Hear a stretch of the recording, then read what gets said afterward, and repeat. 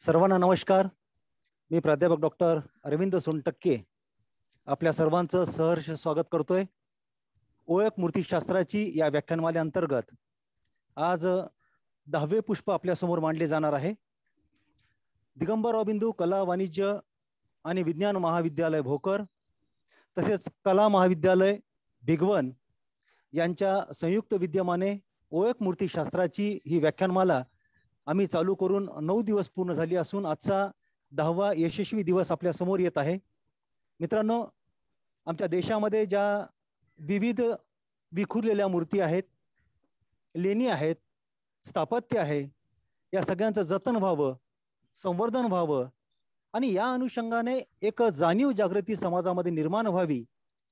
मूर्तिकलेकडे पाहत असताना त्याची अभिव्यक्ती कळावी, त्याचं रसग्रहण करता यावं, मूर्तिकलेचं अंतर्गत आणि बाह्य परीक्षण करता यावं, सर्वसामान्य माणसांपर्यंत मूर्तिकला पोहोचावी या अनुषंगाने आम्ही ही व्याख्यानमाला चालू केली होती. आणि या व्याख्यानमालेअंतर्गत विविध विषयांना आम्ही हाताळत आजच्या 10व्या दिवसामध्ये पदार्पण आम्ही केलेलं आहे. आज आपल्या समोर मत्स्येंद्रनाथ नवनाथापैकी एक, ज्यांची ऐतिहासिक आणि मूर्तिशास्त्रीय अवलोकन करण्यासाठी डॉक्टर विजय सरडे पुणे या ठिकाणून आपल्या समोर उपस्थित झालेले आहेत. एक कार्यक्रमाचा भाग म्हणून मी त्यांचा अल्प परिचय आपल्या समोर ठेवतोय. डॉक्टर विजय सरडे सर, आपण MA, MAd, सेटनेट आणि PhD झालेले आहात. ही शैक्षणिक पात्रता आपली उच्च बुद्धिमत्ता दर्शविणारी आहे. महाराष्ट्रातील नाथ संप्रदायाचे पुरातत्वीय अन्वेषण साधारणतः 1200 ते 15वे शतक या दरम्यान हा विषय आपण डेक्कन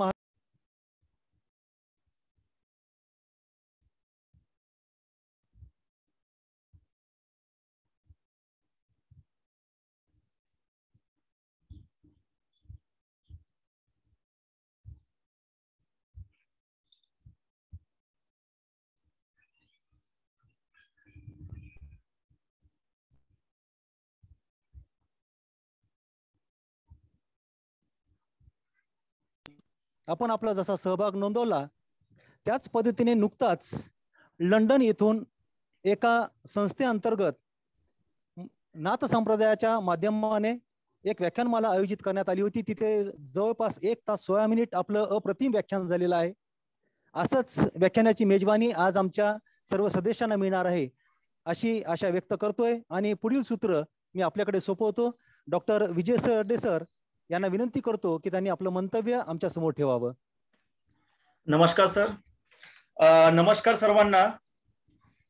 सर्वप्रथम मी आयोजकांचं आभार व्यक्त करतो की त्यांनी मला बोलण्याची संधी दिली.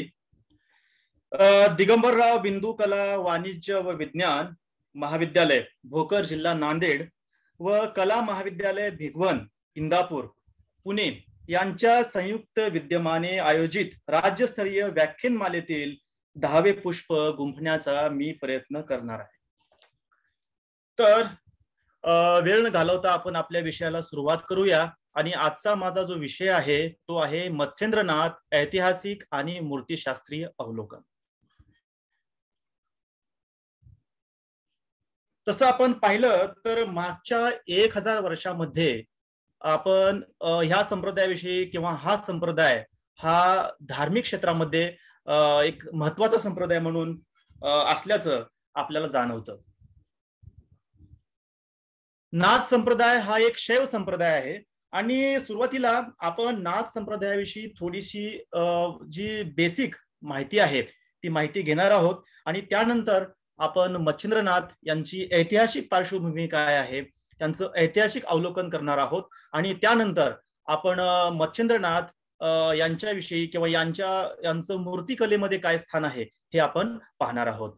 तर सर्वप्रथम नाथ संप्रदाय की नाथ संप्रदाय हा शब्द किंवा नवनाथ हा सर्वांच्या परिचयाचा शब्द आहे, सर्वांना माहित आहे. आणि आजच्या काळामध्येही खूप लोक किंवा खूप गीतं वगैरे या संप्रदायावर किंवा या जोग्यांवर आधारित आहेत. तर नाथ शब्दाचा जो शाब्दिक अर्थ होतो तो स्वामी, परमेश्वर, संरक्षक, आश्रयदाता या अर्थाने होतो. आणि आदिनाथांचा संप्रदाय तो नाथ संप्रदाय या अर्थानेही या शब्दाचा उपयोग केलेला आपल्याला आढळून येतो. तर या संप्रदायाची स्थापना कुणी केली जर असं म्हणावायचं झालं तर काही विद्वानांचं मत आहे की मत्स्येंद्रनाथांनी नाथ संप्रदायाची सुरुवात केली. तर काहींच्या मते रासी ढेरे यांच्या मते गोरक्षनाथ यांनी नाथ संप्रदायाची स्थापना केली असावी असं त्यांचं मत आहे. या संप्रदायाला अन्य नावांनीही ओळखलं जातं, जसे की आदिनाथ संप्रदाय, सिद्ध मत, सिद्ध मार्ग, योग मार्ग, अवधूत मत, गोरख संप्रदाय, कानफटा. तर यापैकी कानफटा हे जे नाव आहे हे आपल्या सर्व परिचयाचा असेल. हा शब्दही आपल्या बोली भाषेमध्ये रुळलेला आहे आणि याचे संदर्भी आपल्याला खूप ठिकाणी पाहता येतात. 17व्या शतकामध्ये तुकोबारायांनी आणि त्या आधीच्या काळामध्ये एकनाथांनी कानफटे या जोग्यांचा या योग्यांचा उल्लेख त्यांच्या ग्रंथांमध्ये केलेला आपल्याला आढळून येतो. आदिनाथ संप्रदाय हेही नाव आहे. विसोबा खेचर लिखित षडस्थळ नावाचा एक ग्रंथ आहे. त्या ग्रंथामध्ये या संप्रदायाला आदिनाथ संप्रदाय असं संबोधलं गेलं आहे. बाकीची जी दुसरी नावं आहेत ती आपल्याला नंतरच्या काळातली मुख्यत्वे पडलेली दिसून येतात. तर स्थापना, या संप्रदायाची स्थापना कधी झाली असेल तर याविषयी सुरुवातीला खूप मतमतांतरे होती की स्थापना कधी झाली असावी. तर आपण जर मच्छिंद्रनाथ आणि गोरक्षनाथ यांनी हा संप्रदाय स्थापन केला असं जर म्हटलं तर आजच्या काळात किंवा अलीकडच्या काळामध्ये खूप संशोधन झालेलं आहे.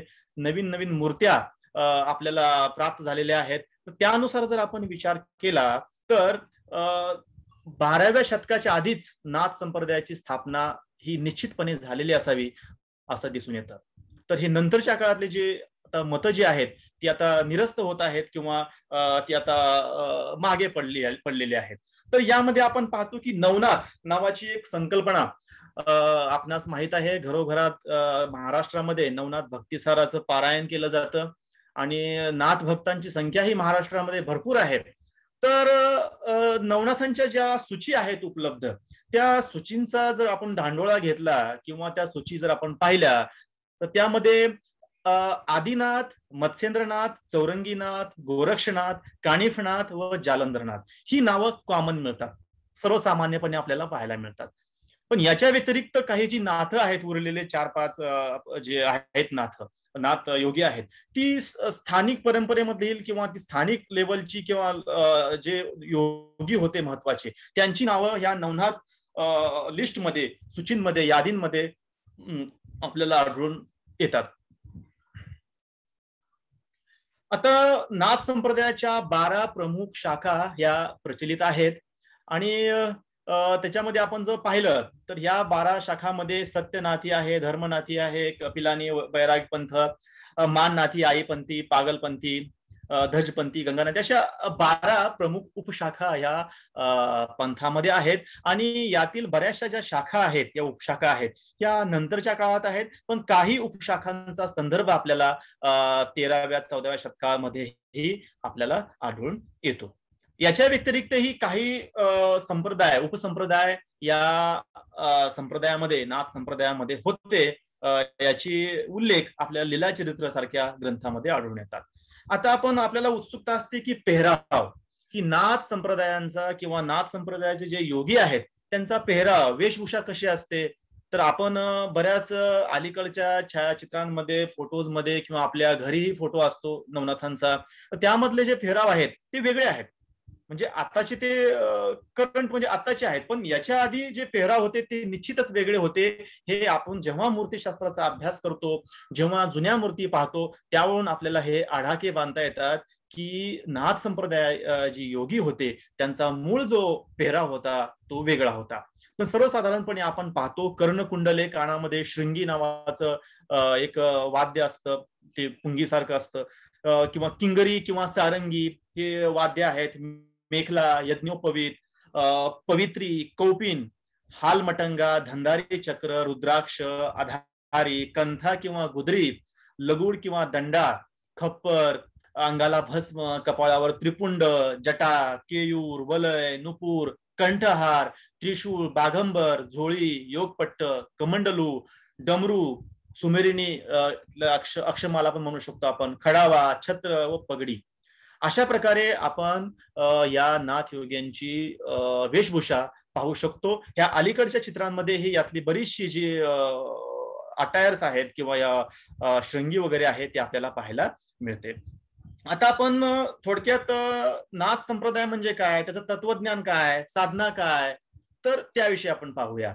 तर पिंड आणि ब्रह्मांड यामध्ये समन्वय साधण्याचा प्रयत्न केला जातो, की जे आपल्या शरीरात आहे तेच ब्रह्मांडामध्ये आहे, तेच युनिव्हर्समध्ये आहे, आणि त्याच्याशी तादात्म्य साधणं हे योगीला अपेक्षित असतं. साधक ते साधात्म्य साधण्याचा प्रयत्न या माध्यमातून करतो.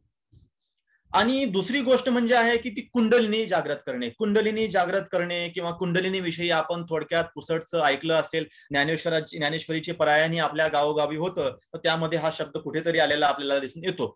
तर कुंडलिनी म्हणजे काय, आणि तर कुंडलिनी की असं नाथ संप्रदायामध्ये साधक असं ऍज्युम करतो, असं समजतो की आपल्या शरीरामध्ये काही अशा नाडी आहेत, चक्र आहेत, आणि त्या चक्रांना जागृत करून, त्या नाडींना जागृत करून की म्हणजे की आपले जे हे आहे मेरुदंड आहे, बॅकबोन आहे, की त्याच्या एकदम टोकाशी खाली आपण बुडाशी म्हणू शकतो, तर तिथं कुंडलिनी असते किंवा शक्तीचा निवास असतो. असं नाथ संप्रदायामध्ये किंवा जे कुंडलिनीची प्रॅक्टिस करतात ती साधकांच्या मतानुसार किंवा ह्या तत्वज्ञानानुसार की कुंडलिनी म्हणजे बॅकबोनचा जो मूलाधार चक्र असतं मेरुदंडाच्या एकदम खालती, तर तिथं शक्तीचा निवास असतो. आणि आपल्या इथं नंतर पुन्हा नाडी असतात, पुन्हा चक्र असतात.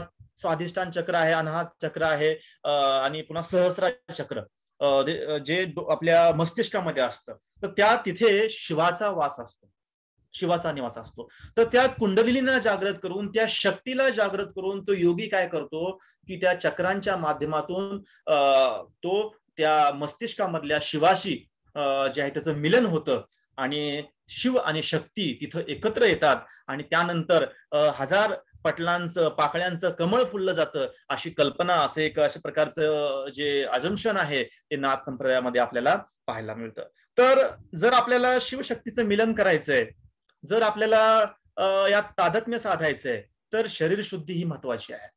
म्हणजे 10व्या शतकानंतर जवळपास साधारणतः आपण म्हणू शकतो की शरीर शुद्धी ही नाथ संप्रदायामध्ये खूप महत्वाची आहे. आणि त्यानंतर आपण जे योगिक क्रिया आहेत, जी योगासनं आहेत, जे षडांग योग आहेत, की त्याचं प्रचलन वाढलेलं दिसतं. आसनं, विविध आसनं आपल्याला योगी करताना पाहायला मिळतात. कारण शरीर शुद्ध असेल तर आपण कुठली साधना करू शकतो आणि मोक्ष मिळू शकतो, ही त्यामागची एक कल्पना आपल्याला पाहायला मिळते.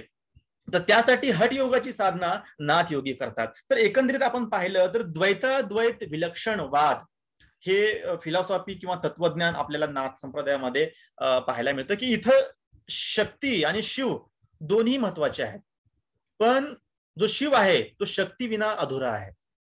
म्हणजे शेवटी तर शिवाकडेच आपल्याला ज्या परमतत्वाकडेच पाहायचंय, परंतु यामध्ये द्वैत जे आहे शक्तीलाही स्थान दिलेलं आहे. त्यामुळे आपल्याला जे द्वैत भावना आहे ते आपल्याला ह्या नाथ संप्रदायामध्ये पाहायला मिळते. आणि त्यानंतर अद्वैत, आणि अशा प्रकारचं जे मिश्रण आहे या संप्रदायामध्ये आपल्याला पाहायला मिळतं.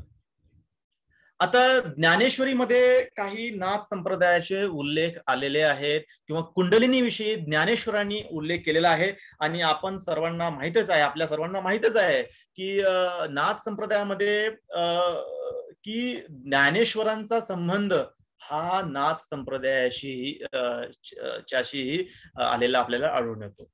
त्या ज्ञानेश्वरीमध्ये, भावार्थ दीपिकेमध्ये ज्ञानेश्वरांनी असा उल्लेख केलेला आहे, आणि त्यामध्ये कुंडलिनी विषयी त्यांनी उल्लेख केलेला आहे. आणि हेही सांगितलेलं आहे की गोरक्षनाथ, मच्छिंद्रनाथ हे त्यांचे गुरु आहेत.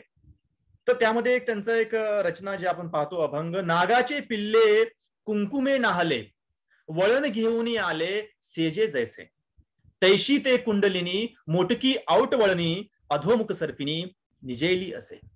म्हणजे कुंडलिनीचं एक खूप सुंदर वर्णन आपल्याला ज्ञानेश्वरीमध्ये मिळतं. तर ही कुंडलिनी जी पद्धती आहे, जी साधना आहे, ही नाथ संप्रदायामध्ये खूप रुजलेली आपल्याला पाहायला मिळतं. तर याचबरोबर नाथ संप्रदायामध्ये हठयोगाबरोबरच रसविद्या आणि तंत्रविद्या याला हे खूप महत्व आहे.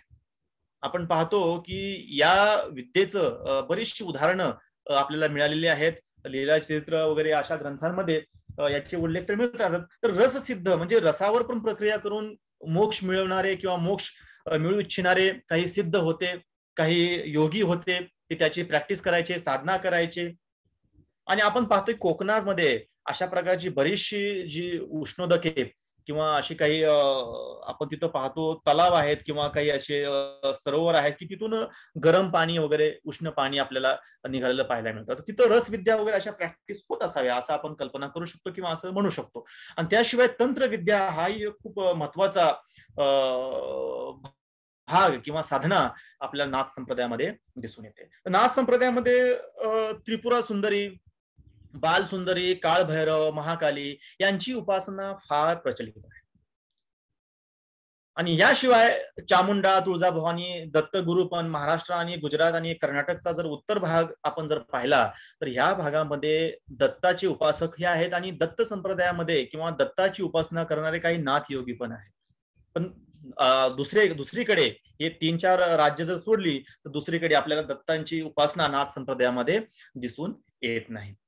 आणि या संप्रदायामध्ये गुरु शिष्य परंपरेला खूप महत्व आहे, आजही आहे. यांच्या कितीतरी अशा आपण लिनेज पाहू शकतो, गुरु शिष्य परंपरा पाहू शकतो. ज्ञानेश्वरांची वेगळी आहे, गोरक्षनाथांची वेगळी, अशा अनेक नाथ सिद्धांची, नाथ योगींची गुरु शिष्य परंपरा आपल्याला नाथ संप्रदायामध्ये पाहायला मिळते.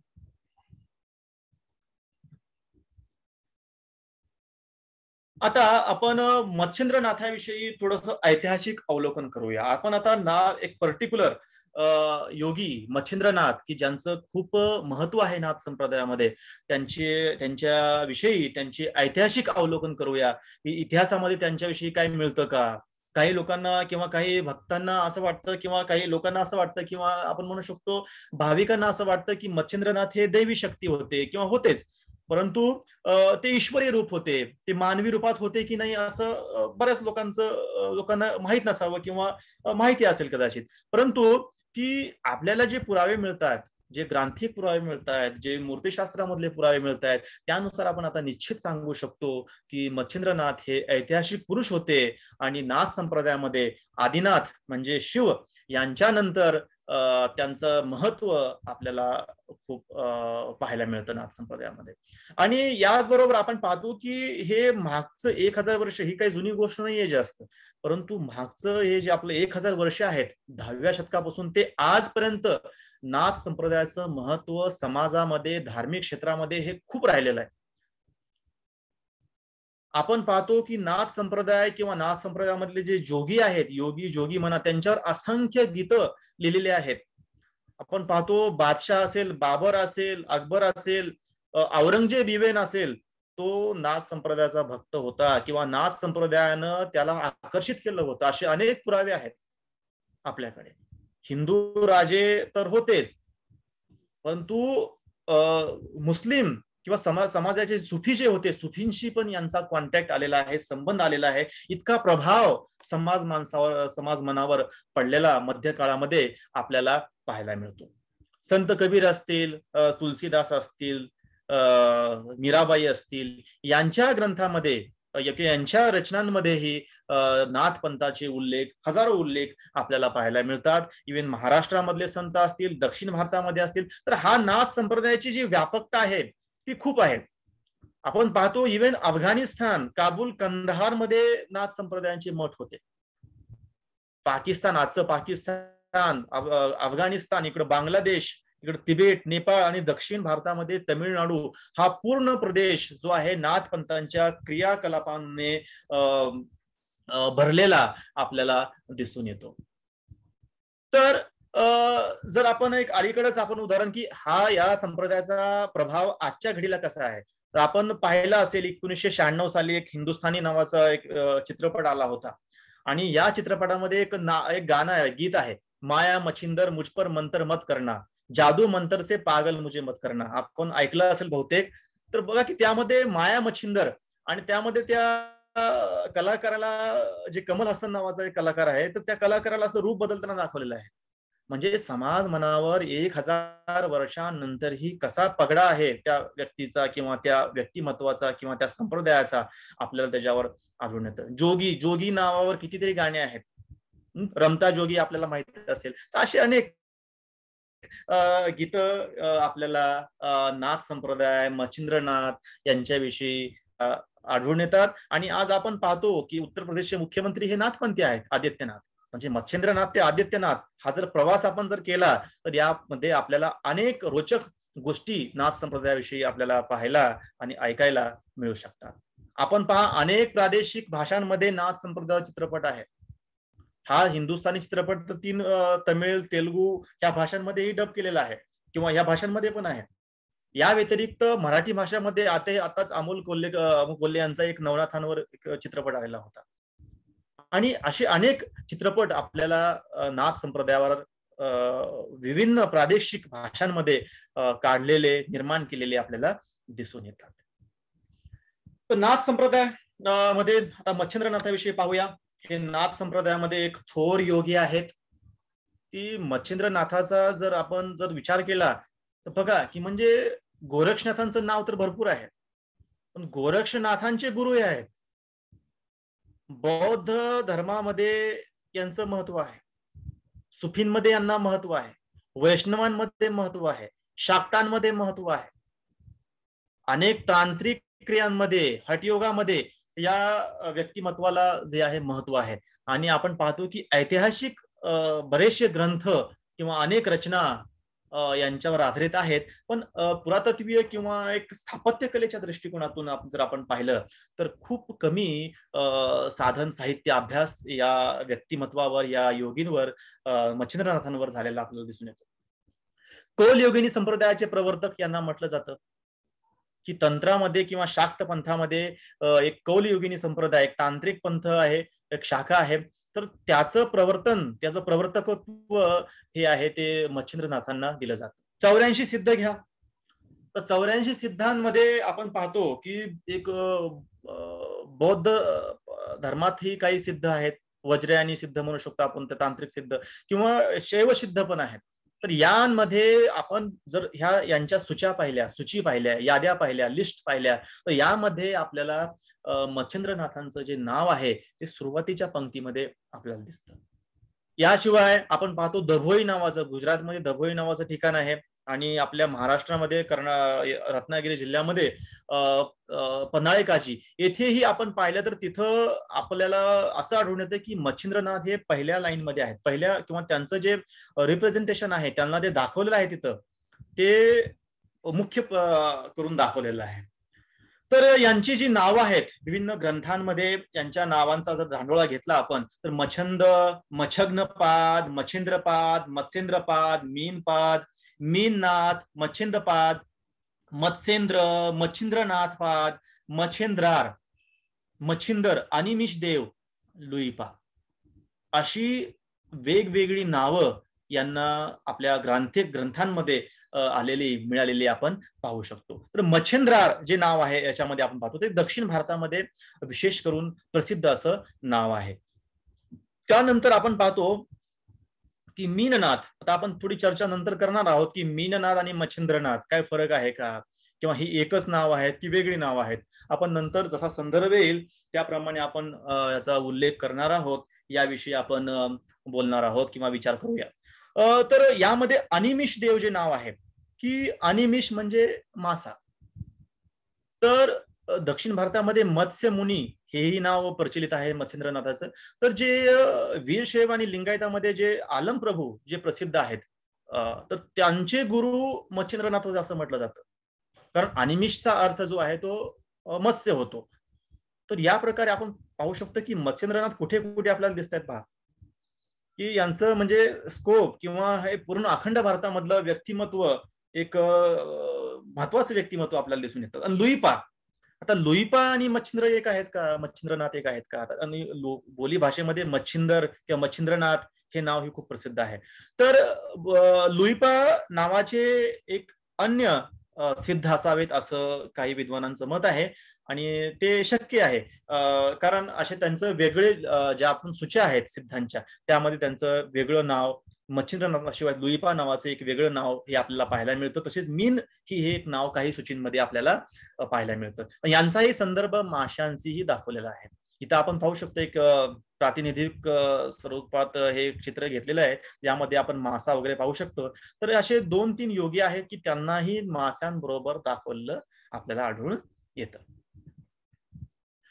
आता यांचा जीवनकाळ की हे कधी होऊन गेले, तर सुमारे 10वं शतक आपण ठामपणे सांगू शकतो, कारण तसे पुरावे ऐतिहासिक आपल्याकडे पुरावे आहेत.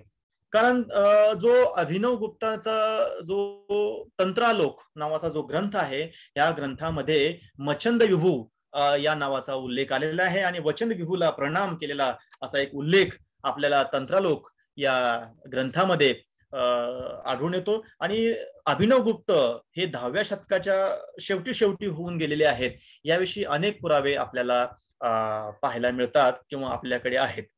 तर त्यामुळे हे मच्छंद विभूच मच्छंद्रनाथ आहेत किंवा मत्स्येंद्रनाथ आहेत असं मानलं जातं आणि याच्यावर संशोधन झालेलं आहे आणि एक वाक्यताही झालेली आहे. त्यामुळे 10वं शतक हे आपण ठामपणे सांगू शकतो. तर काही विद्वानांचं मत असंही आहे की 10व्या शतकाच्या आधी हे होऊन गेलेले आहे, परंतु तसा आपल्याला ठोस जो पुरावा आहे किंवा एव्हिडन्सेस आहेत ते मिळत नाहीत.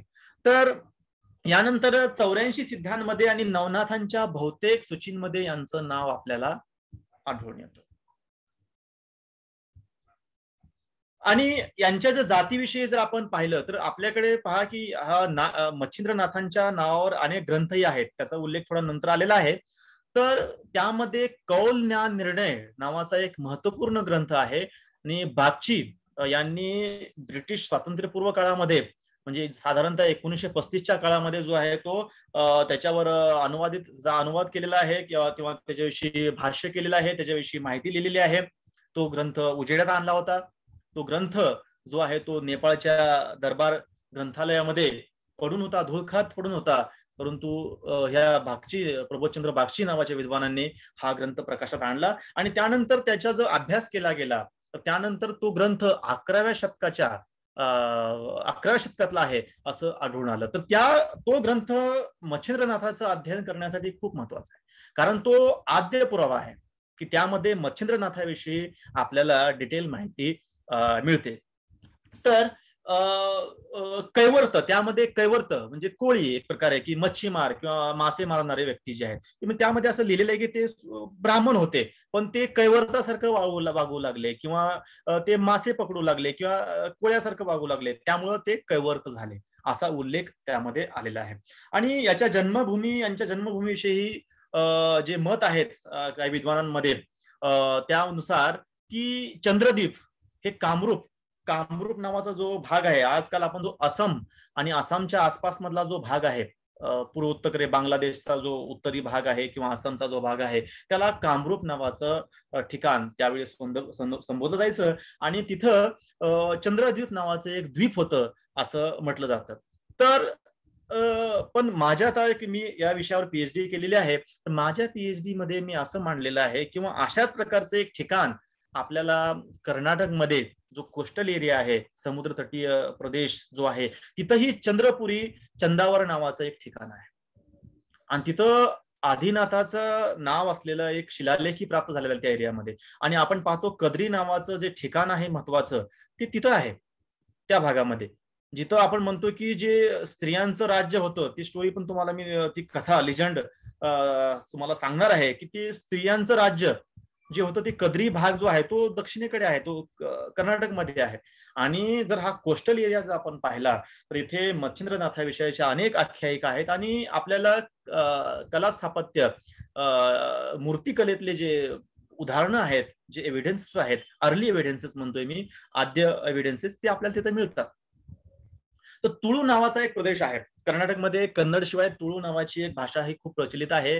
तर तिथं कद्री नावाचं ठिकाण आहे आणि ते तिथले होते असं कदली मंजुनाथ महात्म्यम या ग्रंथामध्ये लिहिलेलं आहे. हा भलेही नंतरचा ग्रंथ आहे आणि आपण पाहतो की जी नवनाथ झुंडी असते की 2016 साली ती झुंडी नाशिकचा जो कुंभमेळा होतो त्या कुंभमेळ्यानंतर दक्षिणेमध्ये कद्री नावाच्या ठिकाणी ही नागपंचमी पासून ते महाशिवरात्री असं 6 महिने साधारणतः हे चालत जातात आणि ते कद्री या ठिकाणी पोहोचतात, जिथं मच्छिंद्रनाथाचं एक मुख्य ठिकाण आहे.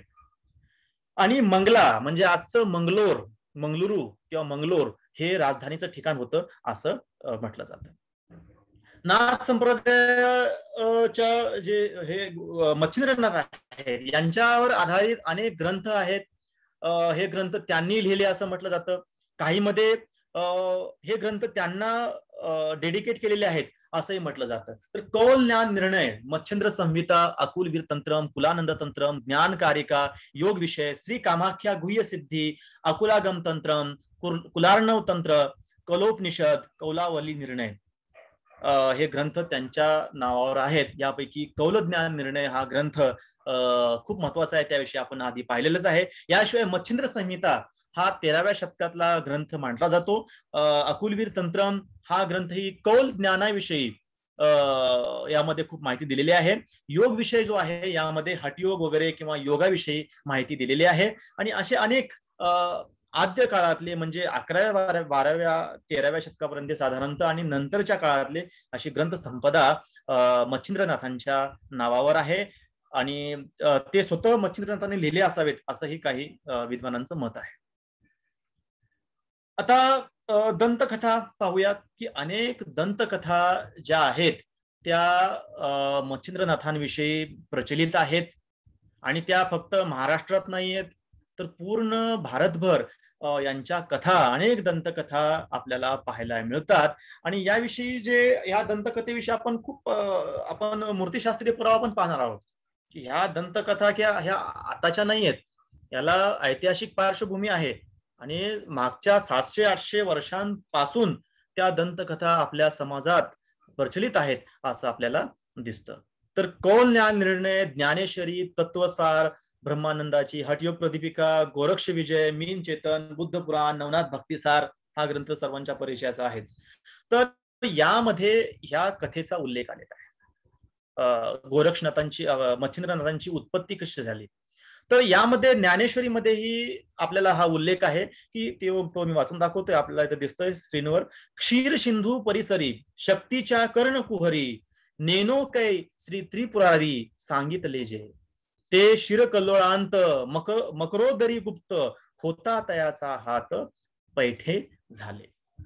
हे खुद्द संत ज्ञानेश्वरांनी या दंतकथा जी मच्छिंद्रनाथाविषयी प्रचलित आहेत त्याचा उल्लेख इथं आपल्याला केलेला आहे, दिसून येतो.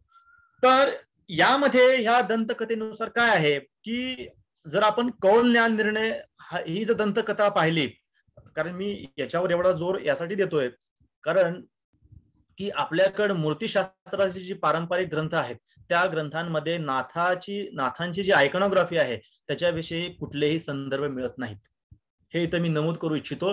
त्यामुळे आपल्याला आधार घ्यावा लागतो ह्या दंतकथांचा आणि जे अवेलेबल उपलब्ध साधनं आहेत त्या उपलब्ध साधनांना आपण प्रमाण मानून आपण पुढे जाणार आहोत किंवा मच्छिंद्रनाथांच्या मूर्तींचं अवलोकन किंवा आयडेंटिफिकेशन जे आहे ते आपण करणार आहोत. तर या दंतकथेनुसार, त्यामुळे ही दंतकथा खूप महत्वाची आहे. तर या दंतकथाचे अनेक व्हेरिएशन आहे, पण सर्वसाधारणपणे यामध्ये काय आहे की जी शंकर आणि पार्वती आपण म्हणतो यांना आदिनाथ आणि गिरिजा म्हणू शकतो. तर कौल ज्ञान निर्णयमध्ये भैरवनाथ हे नाव आलेलं आहे. भैरवनाथ आणि देवी, भैरव आणि देवी असं नाव आहे. तर भैरव देवी जेव्हा क्षीर सिंधू किनारी किंवा एक समुद्र किनारी बसले होते, एका द्वीपामध्ये बसले होते, द्वीपाजवळ बसले होते, तेव्हा ते आदिनाथ जे आहे किंवा आपण त्याला आदिनाथ भैरव हे आपण एकच अवतार मानूया, तर ते देवीला जे आहे की कौल ज्ञान, कौलागम, कौल काय आहे याविषयी ज्ञान देत होते आणि ते ज्ञान जे आहे माशाच्या रूपामध्ये मच्छिंद्रनाथांनी ऐकलं असं सांगितलं जातं. त्यानंतर दुसरं जे व्हेरिएशन आहे की यामध्ये कार्तिकेयचं पण नाव आहे कौल ज्ञान निर्णयामध्ये. कार्तिकेयने ते कौल ज्ञान समुद्रात फेकलं, त्यानंतर एक माशानं ते गिळलं आणि त्यानंतर भैरवानं त्या माशाचं उदर जे आहे ते फाडलं आणि त्यानंतर ते कौल ज्ञान पुन्हा आणलं, अशा प्रकारच्याही कथा ज्या आहेत आपल्याला पाहायला मिळतात. आता आपण कौल साधनेविषयी थोडीशी माहिती घेणार आहोत, अल्प माहिती घेणार आहोत. ही कौल साधना काय आहे? तर कुल म्हणजे शक्ती आणि अकुल म्हणजे शिव. बाकी नाथ संप्रदाय म्हणजे की हे कौल ज्ञान याचा बराचसा प्रभाव नाथ संप्रदायावर आपल्याला पडलेला आढळून येतो. कौल ज्ञान निर्णयामध्ये नाथ शब्द हा कुठेही आलेला नाहीये, हे पण आपण इथं लक्षात घेतलं पाहिजे. तर कुल आणि कुल म्हणजे शक्ती आणि अकुल म्हणजे शिव. तर हे कुल अकुल, कारण शिवाला कुल असं नाहीच सांगितलं जातं. तर याचं मिलन करणं, यांचं तादात्म्य करणं, यांना एकत्र पाहणं हे कौल ज्ञान मध्ये अपेक्षित आहे. यांच्या समरसीकरणाचा मार्ग म्हणजे तो कौल मार्ग आहे. आता कौल साधनेमध्ये काय होतं की कौल साधनेमध्ये आपण पाहतो की मद्य मांस यांचं सेवन त्याचं जे प्रचलन आहे ते आपल्याला इथं दिसून येतं. म्हणजे की साधना पद्धती आहेत जी की नाथ संप्रदायाच्या साधना पद्धती आणि कौल साधनाच्या कौल तंत्राच्या जे कौल योगिनी तंत्राच्या ज्या साधना पद्धती आहेत त्यात थोडासा फरक आहे. थोडासा म्हणजे की काहींच्या मते हे तांत्रिक तत्व नाथ संप्रदायामध्येही दिसून येतात, परंतु कौल साधनेमध्ये जे आहे की जे पंचमकार आहेत, मद्य मत्स्य मांस मुद्रा मैथुन, तर यांना महत्व दिलेलं आहे. की भक्ष्याभक्ष्य, कौल साधक हा भक्ष्याभक्ष्य म्हणजे काय भक्ष्य आहे काय अभक्ष्य आहे याच्याकडे लक्ष देत नाही. त्याला सर्व चालतं, म्हणजे त्याला मद्य चालतं, मत्स्य चालतं, मांस मुद्रा मैथुन, आणि त्यानंतर तो मोक्ष प्राप्ती त्याला मिळते. अशी ही साधना आहेत. अशा ह्या गुप्त रहस्यवादी साधना या कौल साधनेमध्ये आहेत. आणि याचं प्रवर्तन हे मत्स्येंद्रनाथांनी केलं असं सांगितलं जातं. तर कार्य काय, कुठलं कार्य केलं पाहिजे कुठलं नाही याचं काहीही असं विधिनिषेध हे कौल साधक जे आहेत ते मानत नाहीत. तर असं थोडक्यात जे आहे की कौल साधनेमध्ये अशा साधना, अशा प्रॅक्टिसेस केल्या जातात की त्यामध्ये ह्या पंचमकारांना प्राप्त महत्व असतं आणि मद्य मासांचं पण सेवन केलं जातं. जर आपण कौल ज्ञान निर्णय जर ग्रंथ थोडासा पाहिला तर त्यामध्ये याचा बरेचसे उल्लेख आपल्याला आढळून येतात. तर यानंतर आपण पाहतो की अवलोकितेश्वर म्हणून मच्छिंद्रनाथांना नेपाली कथेमध्येही महत्व आहे. आपण पाहतो की बौद्ध धर्मामध्ये हे मच्छिंद्रनाथांना अवलोकितेश्वर म्हणून महत्व प्राप्त झालेलं दिसतं आणि नेपाळ आणि तिबेट या भागामध्ये त्यांना अवलोकितेश्वर म्हणून त्यांची पूजा वगैरे केली जाते. तर हट प्रदीपिका, आता मीन आणि मच्छिंद्र, कारण याचे आपण मूर्तिशास्त्रीय पुरावे पण पाहणार आहोत. फक्त मूर्तिशास्त्री म्हणजे फक्त आपण आयडेंटिफिकेशन नाही करणार आहोत की त्यामध्ये काय दिसतं, त्यामधनं आपल्याला इतिहास कसा दिसून येतो किंवा त्या जुन्या परंपरा कशा दिसून येत आहेत हेही आपण ह्यामध्ये पाहणार आहोत. तर हट प्रदीपिका आणि वर्णरत्नाकर हे जे दोन जे ग्रंथ आहेत, तर यामध्ये मीन आणि मच्छिंद्र हे वेगवेगळी नावं त्या ग्रंथामध्ये आलेली आहेत. जी एका ठिकाणी मीन आहे आणि त्याच लिस्टमध्ये साधारणपणे मच्छिंद्र, मीन अशी नावं आपल्याला एकत्रितपणे पाहायला मिळतात. त्यामुळं काही विद्वानांचं मत आहे की मीन आणि मच्छिंद्र हे वेगळे असतात. महाराष्ट्रामध्ये जर आपण पाहिलं तर नवनाथ भक्तिसार किंवा जी परंपरा आहे किंवा लोकमनामध्ये जी भावना आहेत की त्यानुसार मीन हे वेगळे आहेत आणि मच्छिंद्रनाथ हे वेगळे आहेत असं मानलं जातं. तर काहींच्या मते मीन हे मच्छिंद्रनाथाचे वडील होते, काहींच्या मते मुलगा होते, त्यांचा पुत्र होते. अशा प्रकारचं व्हेरिएशन आपल्याला जे आहेत प्रकार किंवा अशा प्रकारच्या ज्या कथा किंवा असे उल्लेख आपल्याला मीन आणि मच्छिंद्र यांच्याविषयी आढळून येतात. आपण पाहतो की नवनाथ भक्तिसारामध्ये मच्छिंद्रनाथांना कवी नारायणाचा अवतार म्हटलं गेलेला आहे. म्हणजे वैष्णवामध्येही त्यांना महत्व किती प्राप्त झालेलं आहे असं आपण पाहतो. जैन संप्रदायामध्ये किंवा जैन उपासकामध्ये पारसनाथ व निमनाथ ही त्यांची मुलं होती असं समजलं जातं. म्हणजे बघा जैन पंथावर किंवा जैन धर्मावर पण किती प्रभाव होता मच्छिंद्रनाथांचा हे आपल्याला दिसून येतं. आणि कदळीवन आणि योगिनींचे जाळे याचे उल्लेख आपल्याला मच्छिंद्र संहिता आणि गोरक्ष विजय या ग्रंथांमध्ये पाहायला मिळतात. की असं आपण सर्वांनी ऐकलं असेलच की मच्छिंद्रनाथ तांत्रिक प्रॅक्टिस करायचे किंवा तंत्रामध्ये त्यांना रस होता आणि त्यानंतर ते योगिनींच्या जाळ्यामध्ये अडकले आणि तिथेच रममान झाले, त्यांना पुत्र पण झाला, तिथं त्यांना सगळा उपभोग ते घेऊ लागले. आणि हे गोरक्षनाथांना मान्य नव्हतं आणि त्यांनी काय केलं, पुन्हा यांना तिथून त्यांची सुटका केली. अशी आशयाची कथा जी आपल्याला पाहायला मिळते, ऐकायला मिळते. तर ते कद्री नावाचं जे ठिकाण आहे, कदली वन, की राची ढेरे यांच्या मते जे आजचं श्रीशैलम आहे ते कद्री वन आहे. आणि आता नुकतं जे संशोधन झालंय त्यानुसार कद्री नावाचं एक ठिकाण मंगलोर जवळ आहे कर्नाटकमध्ये. तर हे योगिनी आपण पाहतो केरळ तिथून खूप जवळ आहे आणि केरळमध्ये स्त्रियांची संख्या जास्त आहे आपल्याला अजून माहित आहे. तर अशा प्रकारे जे आहे की हे योगिनींचं जाळ किंवा स्त्री देश जो होता तो तेथे असावा असं काही व्यक्तींचं, काही विद्वानांचं मत आहे. तर याचे उल्लेख आपल्याला मत्स्येंद्र संहिता आणि गोरक्ष विजय या ग्रंथामध्ये मिळतात. आता यांचे शिष्य चौरंगीनाथ व गोरक्षनाथ हे यांचे प्रमुख शिष्य होते. आणि आपण जर म्हणजे चौरंगीनाथांचं जे उल्लेख पाहिले तर हे किंवा मूर्तीशास्त्रामध्ये जर पाहिलं आपण तर चौरंगीनाथ हे गोरक्षनाथाच्या आधी दाखवतात कधीही. त्यांना जे महत्व आहे, दभोईचं उदाहरण घेतलं आपण पुढे दाखवणार आहोत काही हे शिल्प मूर्ती दाखवणार आहोत, प्रतिमा दाखवणार आहोत. तर त्यामध्ये चौरंगीनाथ हे गोरक्षनाथांच्या आधी आहेत. अनेक सूचींमध्ये पाहिलं तर चौरंगीनाथांचा जो नंबर आहे, क्रमांक आहे, तो गोरक्षनाथांच्या आधी आहे. आणि ते स्वतःही त्यांना असे आख्यायिक आहे. पण गोरक्षनाथांना जेवढं महत्व प्राप्त झालं तेवढं चौरंगीनाथांना झालेलं दिसत नाही. परंतु चौरंगीनाथ हे मच्छिंद्रनाथाचे एक प्रमुख शिष्य होते हे आपल्याला इथं दिसून येतं. तर ही थोडक्यात आपण ऐतिहासिक पार्श्वभूमी पाहिली नाथ संप्रदायाची. आणि आता आपण नाथ संप्रदाय आणि मच्छिंद्रनाथ यांची ऐतिहासिक पार्श्वभूमी पाहिलेली आहे. आता आपण मूर्तीशास्त्रीय दृष्टिकोनातून मच्छिंद्रनाथांचं अवलोकन करणार आहोत की ठीक आहे, ह्या कथा झाल्या, ह्या दंतकथा झाल्या, यांच्याविषयी माहिती झाली, यांचे उल्लेख पाहिले. यानंतर मूर्तीशास्त्रामध्ये यांचं काही कुठं दिसतं का, किंवा त्यातनं आपल्याला काही त्यांच्या काळाविषयी किंवा त्यांच्या इतिहासाविषयी अजून जास्त माहिती मिळू शकते का, तर हे आपण आता पाहणार आहोत. तर मी आधी सांगितल्याप्रमाणे की पारंपरिक ग्रंथांचा अभाव आहे. मूर्तीशास्त्रीय जे ग्रंथ आहेत की त्या ग्रंथांमध्ये नाथ आयकॉनोग्राफी किंवा नाथांचं मूर्तीशास्त्रीय जे अवलोकन आहे हे आपल्याला पाहायला मिळत नाही. तर यासाठी आपल्याला ज्या दंतकथा आहेत, ज्या तत्कालीन ग्रंथ आहेत, त्या काळातले समकालीन ग्रंथ जे आहेत, कौल ज्ञान निर्णय असू द्या किंवा ज्ञानेश्वरी किंवा तिबेटी चित्रांमध्येही नामोल्लेखासह त्यांचा उल्लेख झालेला आहे. तिबेटन भाषेमध्ये त्यांची नावं लिहिलेली आहेत, काही सिद्धांच्या खाली आपल्याला आढळून येतात. त्यानुसारही आपण यांचं आयडेंटिफिकेशन ह्या मूर्ती ओळखू शकतो. आणि या विषयाला अलीकडच्या काळामध्ये म्हणजे मागच्या दशकामध्ये एक गती प्राप्त झालेली आपल्याला दिसून येते. नाहीतर आतापर्यंत हा विषय दुर्लक्षित होता. हा नवीन विषय आहे हे आपण इथं मी सांगू इच्छितो. आणि त्यानुसार याच्यामध्ये भरपूर संशोधन आपल्या भारतातच नाही तर अमेरिका आणि युरोप सारख्या देशांमध्ये होत आहे. आणि भरपूर होत आहे, मोठ्या प्रमाणामध्ये हे संशोधन चाललेलं आहे. आता मच्छिंद्रनाथांची काही आद्य शिल्प आपण भारतभरात जी आहेत ती पाहणार आहोत.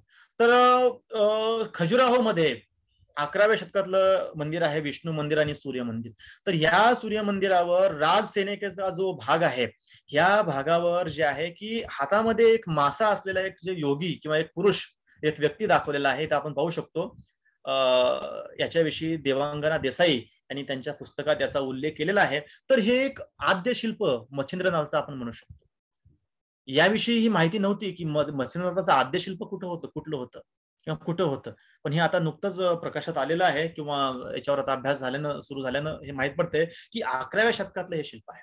आणि यानंतर हे दुसरं जे आपण शिल्प पाहतोय हे कद्री मधलं शिल्प आहे. आणि भट्ट नावाचे एक अभ्यासक होते कर्नाटकचे. त्यांनी याच्यावर कर्नाटक मधला जे मूर्तीशास्त्र आहेत किंवा ज्या मूर्त्या आहेत किंवा जे मंदिर आहेत त्याच्यावर भरपूर लिहिलेलं आहे, लेखन काम केलेलं आहे. त्यामध्ये या मूर्तीचा उल्लेख केलेला आहे. तर या मूर्तीमध्ये आपण पाहतो की हे मच्छिंद्रनाथाचं त्यांनी जे शिल्प सांगितले 10व्या शतकातलं आहे असं त्यांचं मत आहे. परंतु आपण जर नंतर जे काही जे स्कॉलर आहेत, अभ्यासक आहेत, पारेख आहेत किंवा काही दुसरे जे उल्लेख आहेत त्यांच्यानुसार हे 12व्या शतकातलं 12व्या शतकातली मूर्ती असावी असं त्यांचं मत आहे.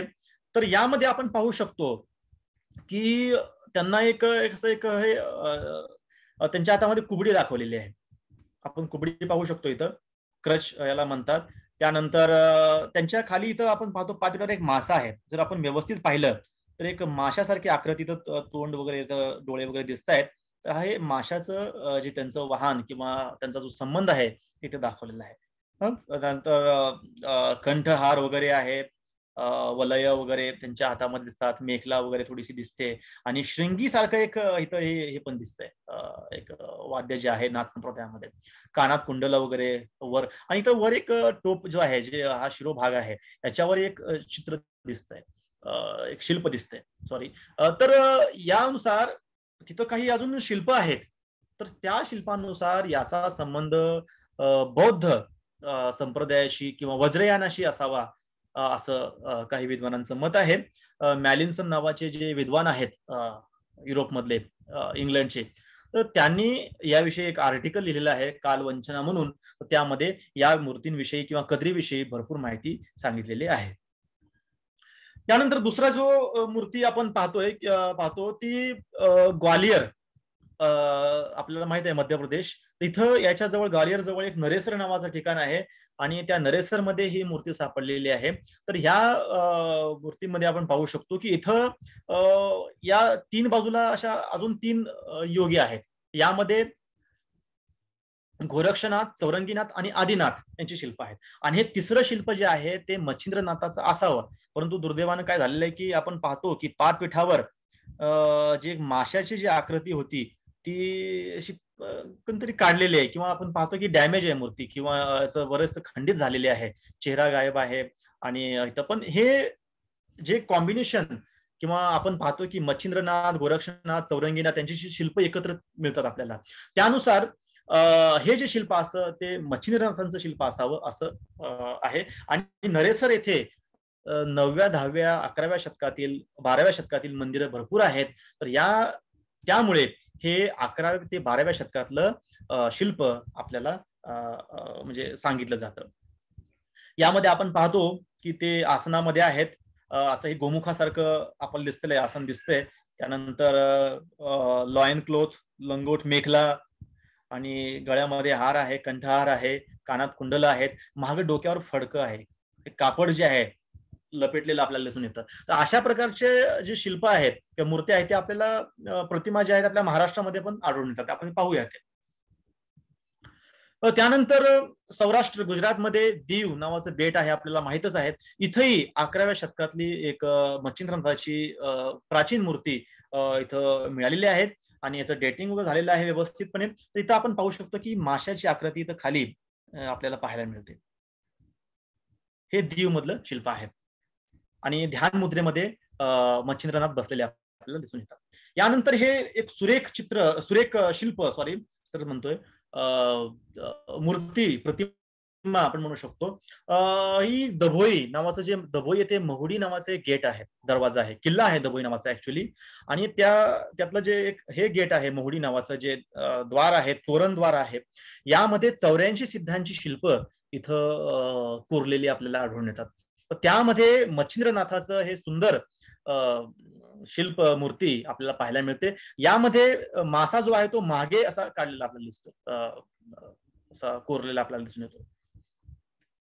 हा, आणि हे डोक्याला एक, जे आपण म्हणलं की एक कपडा जो आहे तो गुंडाळलेला आहे, हे आपण पाहू शकतो. तर नाथ संप्रदायाची जर आयकॉनोग्राफी किंवा काही त्यांच्या विशेषता ओळखायच्या झाल्या तर कशा मूर्त्या ओळखायच्या, तर त्यामध्ये हे एक महत्वाचं जे आपल्याला एक दिसून येतं की हा कपडा असा प्रकारे असेल तर ते नाथ संप्रदायाचं शिल्प असू शकतं. त्यानंतर गळामध्ये आपल्याला कंठहार वगैरे दिसतोय, मेखला, लॉयन क्लॉथ, कोपिन म्हणतो आपण त्याला, असं दिसतंय, थोडं खंडित झालेलं आहे. अशी अनेक शिल्प सोबत पण आहे. इथं या मूर्तीच्या बाजूला दुसरी जी मूर्ती आहे ती चौरंगीनाथाची, आणि त्यानंतर गोरक्षनाथाचं शिल्प आपल्याला आढळून येतं. आता हे जे आहे बोज्जनकोंडा, संकाराम, आंध्र प्रदेशचा जो श्रीकाकुलम, विशाखापट्टणमचा जो भाग आहे, त्या भागामध्ये एक संकाराम नावाचं किंवा हे बोज्जनकोंडा नावाचं एक खूप प्रसिद्ध बौद्ध ठिकाण आहे, बौद्ध स्थळ आहे. आणि येथे आपण पाहतो की इथं एक गुफा आहे, छोटीशी गुफा आहे, केव आहे, रॉकेट केव म्हणतो. तर इथं गौतम बुद्धाचं शिल्प आहे, मूर्ती आहे. आणि जवळच इथं आपण पाहू शकतो तर मच्छिंद्रनाथ आणि गोरक्षनाथांची शिल्प इथं कोरलेली आढळून येतात. हे समकालीन आहे का नाही, पण हे इथं आश्चर्य किंवा एक दुर्मिळ उदाहरण म्हणावं लागेल की बौद्ध गुफेमध्ये नाथ संप्रदायाचं शिल्प आपल्याला कोरलं आढळून येतं. यामध्ये आपण हे पाहू शकतो, इथं थोडंसं मोठ्या आकारामध्ये आहे. तर इथं मासा वगैरे आपल्याला स्पष्ट दिसतोय. मासा आहे आणि एक हात असा जो आहे तो इथं गुडघ्यावर ठेवलेला आहे. आणि इथं जनेऊ सॅक्रेड थ्रेड पण दिसतोय, कानात कुंडलं आहेत. आणि इथं जवळ जे आहे की दंड घेऊन किंवा एक स्टाफ म्हणतो आपण याला, की हा घेऊन जे आहे ते एक व्यक्ती उभा आहे. इथं आपण जर व्यवस्थित पाहिलं तर ते गायीचं चित्र आहे, गायीचं शिल्पांकन आहे, अंकन आहे. तर त्यानुसार हे गोरक्षनाथ आहेत हे आपल्याला दिसून येतं. तर गोरक्षनाथ आणि मच्छिंद्रनाथ यांचं एकत्रित असं हे शिल्प, दुर्मिळ शिल्प आपल्याला बोज्जनकोंडा नावाचं जे ठिकाण आहे आंध्र प्रदेशमध्ये, येथे आपल्याला पाहायला मिळतं.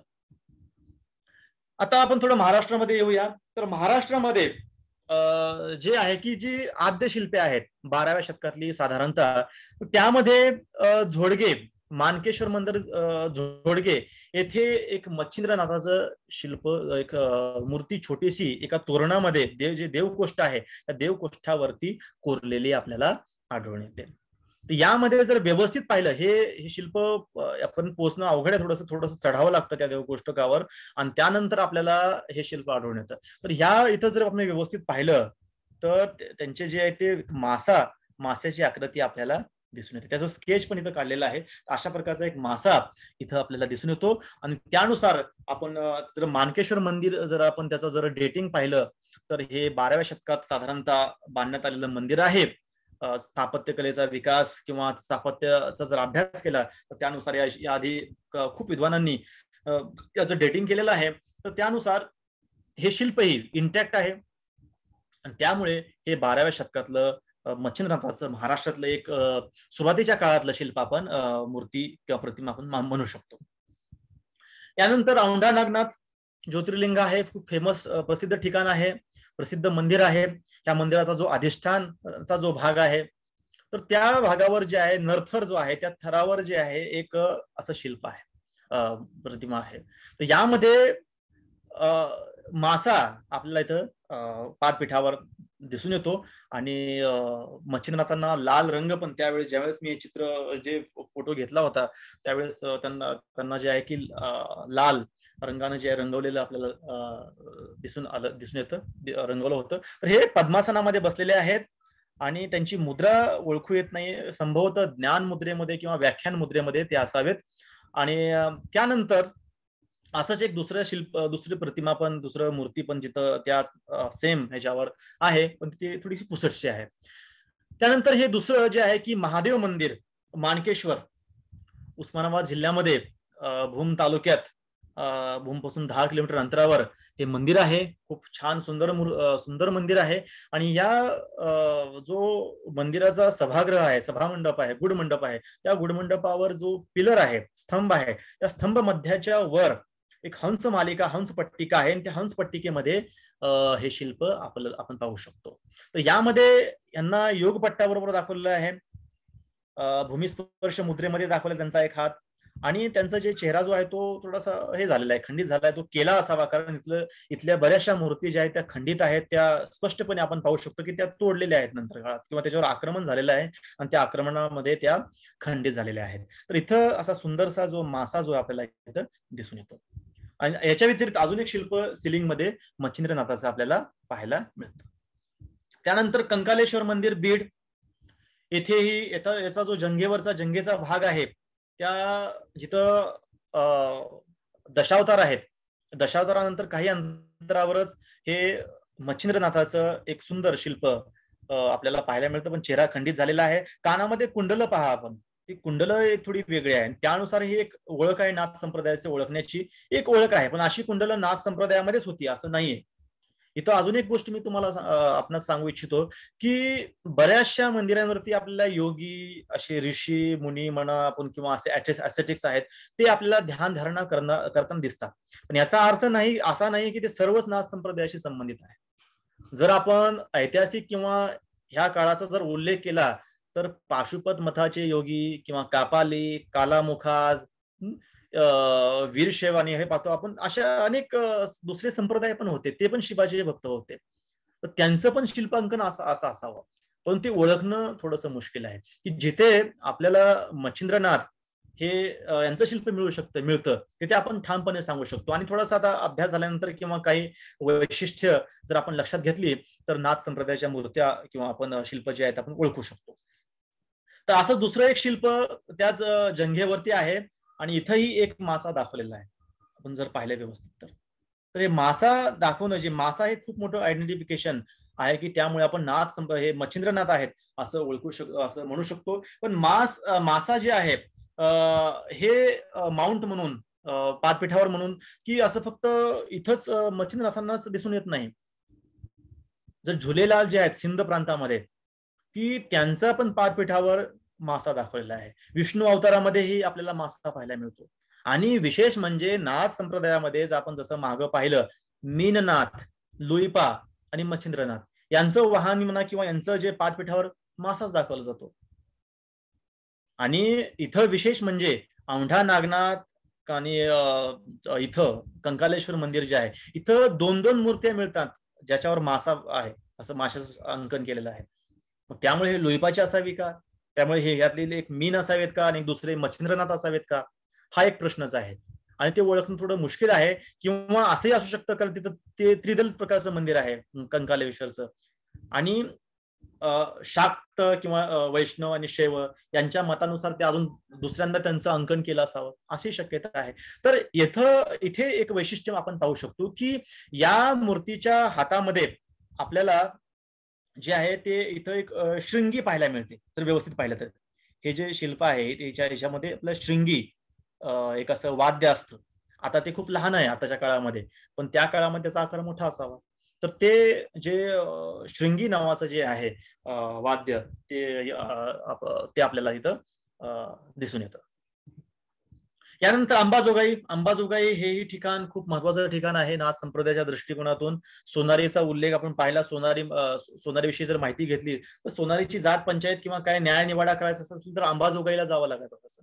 आणि विशेष बघा की म्हणजे आता अजून एक जशा गोष्टी काही आठवतात महत्वाच्या ते मी तुम्हाला सांगू इच्छितोय. कारण मच्छिंद्रनाथाची जी शिल्प जिथे मिळतात तिथं जर आपण थोडं अवलोकन केलं, व्यवस्थित पाहिलं तर त्या आसपास आपल्याला काही शाक्तपंथीय ज्या गॉडेसेस आहेत, देवी आहेत, त्यांची मंदिरं किंवा त्यांचं शिल्प असणं आपल्याला दिसून येतं. तर अंबाजोगाईमध्ये जोगाईचं मंदिर आहे, खूप प्रसिद्ध आहे. योगाई योगेश्वरी आपण म्हणू शकतो. तर हे झालं. त्यानंतर आपण नंतर पाहणार अशी उदाहरण आल्यानंतर मानकेश्वरला सटवाई आहे. सटवाईचं मंदिर आहे, खूप प्रसिद्ध आहे. तिथं आजही त्या मंदिराजवळ बकरा जो आहे तो कापला जातो. म्हणजे बघा या कौल ज्ञान निर्णय किंवा आपण जे पाहिलं किंवा कौल साधना पाहिल्या त्याचं तर हे रिफ्लेक्शन नसावं का, असाही आपण विचार करू शकतो. पण त्याच्यावर अजून अभ्यास करणं महत्वाचं आहे. तर ह्या परंपरा आजही आपल्याला कुठेतरी पुसटशा दिसतात. तर हे अंबाजोगाई मधलं जे शिल्प आहे मच्छिंद्रनाथांचं, इथं आपण पादपीठावर जे आहे की मासा, आपण छोटासा मासा पाहू शकतो. दासोपंताची पासोडी नावाचं जे ठिकाण आहे तिथं जैन मंदिराचेही काही अवशेष आहेत आणि शिव मंदिराचेही अवशेष आहेत. तिथं काही तांत्रिक विधी पण असं दाखवलेलं काही शिल्प वगैरे आहेत, मैथून क्रिया वगैरे. तर त्या संभवतः नाथ संप्रदायाशी किंवा या परंपरेशी निगडीत असाव्यात असं आपण इथं म्हणू शकतो. तर इथं पहा की इथं ज्ञान मुद्रेमध्ये एक हात आपण दुसरा पाहतो, एक हात खंडित झालेला आहे आणि एक खाली आधार म्हणून दुसरा हात डावा हात ठेवलेला आहे.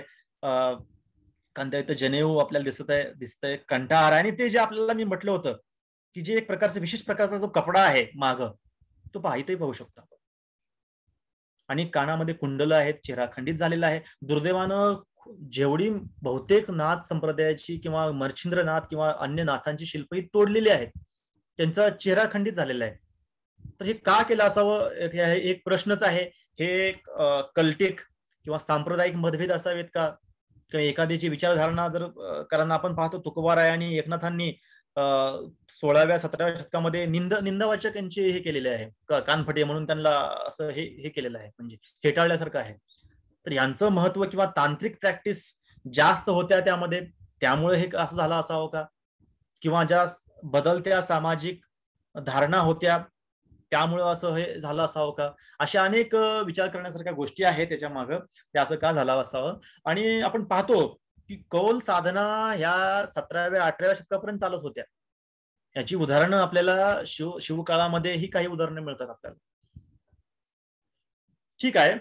तर ही अशी एक मूर्ती आहे. त्यानंतर लेणी क्रमांक 14 पन्हाळे काजी, इथं इथं एक जे शिल्प आहे मच्छिंद्रनाथाचं, आणि तिथंही ते स्क्वॅटिंग मुद्रा जो आहेत, म्हणजे असं पाय जुळवून बसलेले आहेत, आणि एक इथं योगपट्ट पण दिसतोय, आणि मूर्ती थोडीशी अस्पष्ट आहे, आणि मासा मात्र आपल्याला इथं व्यवस्थित दिसतोय. हे 13व्या शतकातली लेणी आहे. हे एम.एन. देशपांडे यांनी दाखवून दिलेलं आहे. यानंतर जी दुसरी काही शिल्प आहेत, लोणार इथेही बघा, म्हणजे तिथलं आपण जे पाणी पाहतो, पाण्याचे जे गुणधर्म आहेत, आणि मी ज्या प्रकारे रसविद्याविषयी माहिती सांगितली की नाथ संप्रदायाचा काही संबंध त्याच्याशी होता, तर लोणार येथील जे क्रेटर मधलं जे पाणी आहे त्याचे खूप असे गुणधर्म आहेत, वैशिष्ट्य आहेत, आणि त्यामुळे तिथेही नाथ संप्रदाय किंवा अनेक दुसऱ्या संप्रदायांना आकर्षलं गेलं असावं, आणि ते आपल्याला दिसून येतं. तर तिथं बगीचा मंदिर किंवा विष्णू मंदिर नावाचं एक ठिकाण आहे, मंदिर आहे. तिथं ही अशी सुंदर मूर्ती जी आहे मच्छिंद्रनाथाची आपल्याला आढळून येते. 2 त्याचे शिष्य किंवा अटेंडंट्स म्हणू शकतो आपण, तेही आहेत, त्यांना योगपट्टा आहे, आणि शिवाय यांनाही योगपट्टा दाखवलेला आहे. आणि त्यांची बसण्याची मुद्रा जी आहे, जे पोश्चर आहे ते आपण पाहू शकतो. 2 हात असे असं आधार दिलेला आहे, 2 हातांचा असं चेहऱ्याला, आणि कानामध्ये कुंडल वगैरे आपल्याला दिसून येतात. तर अशा प्रकारे की हठयोग किती प्रचलित होता हे आपल्याला याच्यावरून दिसून येतं. त्यानंतर राशीन नावाचं ठिकाण आहे अहमदनगर जिल्ह्यामध्ये. तिथं ते जुनं ठिकाण आहे ऍक्च्युली. तिथं नाथ संप्रदायाचा आथाई मठ आहे. सध्याही तो मठ आहे, आणि नाथ संप्रदायाचं एक ठिकाण महत्वाचं आहे म्हणून ओळखलं जातं. तर तिथं रेणुका मातेचं मंदिरही आहे, आणि एक वावर आहे, तिथे एक शेत आहे गावापासून थोडस दूर. तिथं काळं देऊळ किंवा महाकालेश्वर नावाचं एक मंदिर आहे, दुर्लक्षित मंदिर आहे. आणि तिथं सभागृहामध्ये मंडपामध्ये एका स्तंभावर हे स्क्रॅच केलं. हे वेगळ्या पद्धतीचं थोडस एक अंकन आपण म्हणू शकतो, की इथं असं ते कोरले नाहीये, ते स्क्रॅच करून काढले असं पाहू शकतो आपण. ते व्याख्यान मुद्रेमध्ये आहेत. खाली मासा दिसतो व्यवस्थित, जर आपण पाहिलं इथं तर आपल्याला हा खाली मासा आढळून येतो. आणि इथं यक्ष किन्नर वगैरे जे आहेत ते दाखवलेले आहेत. इथं पुष्पाचं अंकन पण इथं बाजूला केलेलं आपल्याला दिसून येतं. यानंतर खुराची देवी मंदिर, जिल्हा परभणी, चारठाणा येथे खुराची देवी मंदिर असं एक मंदिर आहे. आणि त्या मंदिरामध्ये गर्भगृहामध्ये विशेषतः याचं महत्व याच्यामुळे आहे की गर्भगृहामध्ये मच्छिंद्रनाथाचं अंकन केलेलं आहे, शिल्पांकन आहे. खाली मासा वगैरे, रुद्रवीणा, योगपट्ट, आपण हे इतर जे अटायर आहेत ते पाहू शकतो. यानंतर पुतळा बाराव आहे, सिंदखेड राजा, बुलढाणा जिल्ह्यामध्ये. इथेही सुंदर बारव आहे. इथेही आपल्याला मच्छिंद्रनाथाचं एक शिल्प पाहायला मिळतं. आणि आपण व्यवस्थित पाहिलं तर इथं पण आपल्याला तो कपडा जो तुम्हाला सांगितला, असं गुंडाळलेला जो एक हे आहे, शिरोस्त्राण आपण म्हणू शकतो, किंवा तो जे आहे आपल्याला दिसून येतो. आणि लांब असे कुंडल दिसून येतात. गळ्यामध्ये जनेऊ आहे, सॅक्रेड थ्रेड, यज्ञोपवीत आहे, आणि अर्ध पद्मासनामध्ये ते बसलेले आहेत, वलय दिसत आहेत. एक लेडीज, एक स्त्री इथं पण दिसते त्यांच्याबरोबर. आणि इथं एक तो दंड किंवा स्टाफ म्हणतो आपण त्याला, तोही तिथं असावा, आणि खाली माशाचं अंकन आपल्याला दिसून येतं. यानंतर बीड जिल्ह्यामध्ये एळंब घाट नावाचं एक ठिकाण आहे. तिथं रामेश्वर महादेव मंदिर आहे.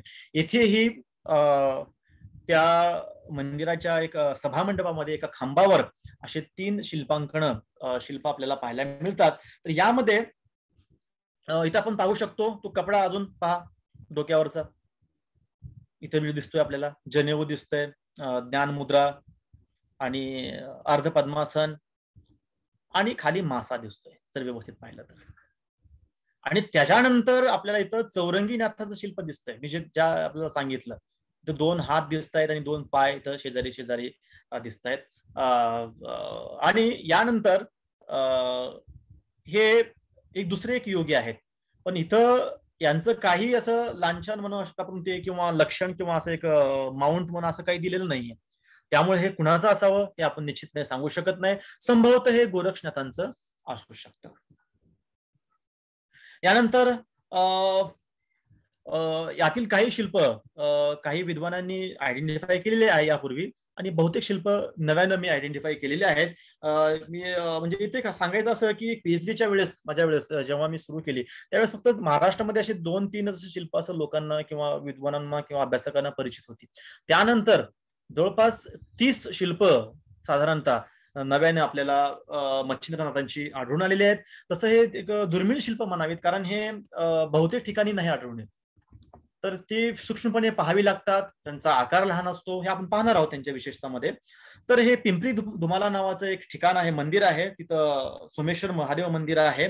पुण्यापासून साधारणतः 50 किलोमीटर अंतरावर आहे, रांजणगाव जवळ. तर तिथं नाथ योगींची बरीचशी प्रतिमा शिल्प आहेत, तिथंही आपण पाहू शकतो इथं. आणि तो जो कपडा जो आहे म्हटलं, तो प्रत्येक ठिकाणी दाखवून असं नाहीये, असं पण आहे. तर हे लक्षणं किंवा हे वैविध्य आपण थोडं लक्षात घ्यायला हवं. तर यानंतर आपण इथं पाहतो की हे पद्मासनामध्ये बसलेले आहेत आणि खाली माशांचं अंकन आहे. जर क्लोज मध्ये पाहिलं तर आपण पाहू शकतो की एक तोंड दिसतंय, असं एक चेहरा वगैरे व्यवस्थित डोळा दिसतोय आणि मागचा भाग दिसतोय. तर हे माशांच्या अंकनामुळं आणि इतर जे योगी आहेत त्यामुळे हे मच्छिंद्रनाथाचं शिल्प ओळखता येऊ शकलं. तर हे पाहू शकतो की याचा जो आकार वगैरे आहे त्यानुसार आपण पाहू शकतो की हे नंतरच्या काळातलं आहे. नंतरच्या काळातलं म्हणजे 14व्या-15व्या शतकातलं हे साधारणतः असावं. ताशीच काही शिल्प जे आहे विदर्भामध्ये पण मिळालेले आहेत.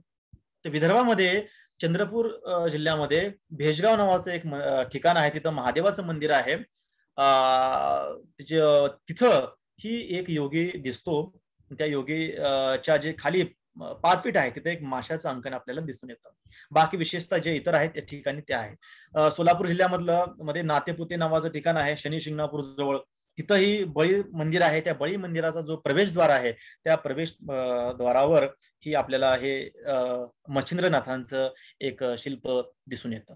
यानंतर चंद्रपूर चंद्रपूर शहरामध्येच महादेवाचं एक मंदिर आहे. खूप नंतरच्या काळातलं मंदिर आहे, 16व्या-17व्या शतकातलं असेल ते कदाचित, कारण त्याची रचना वगैरे साधारण आहे. त्या काळातली किंवा नंतरची अशी वाटते, जी 12व्या-13व्या शतकातली तशी वाटत नाही. तर तिथंही आपल्याला एक असं माग जे आहे ते त्यांच्या माग एक असं एक मासा कोरलेला दिसून येतो.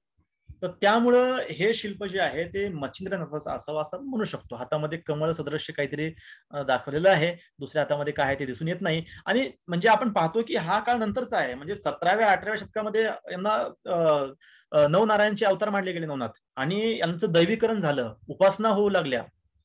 त्यानुसार आपण पाहतो की यांना एक दैवी स्वरूपामध्ये दाखवण्यात आलेलं आपल्याला इथं दिसून येतं. म्हणजे पहा की 12व्या, 11व्या, 10व्या, 11व्या शतकापासून ते 17व्या-18व्या शतकामध्ये मूर्तिकलेमध्ये मच्छिंद्रनाथ आढळून येत आहेत.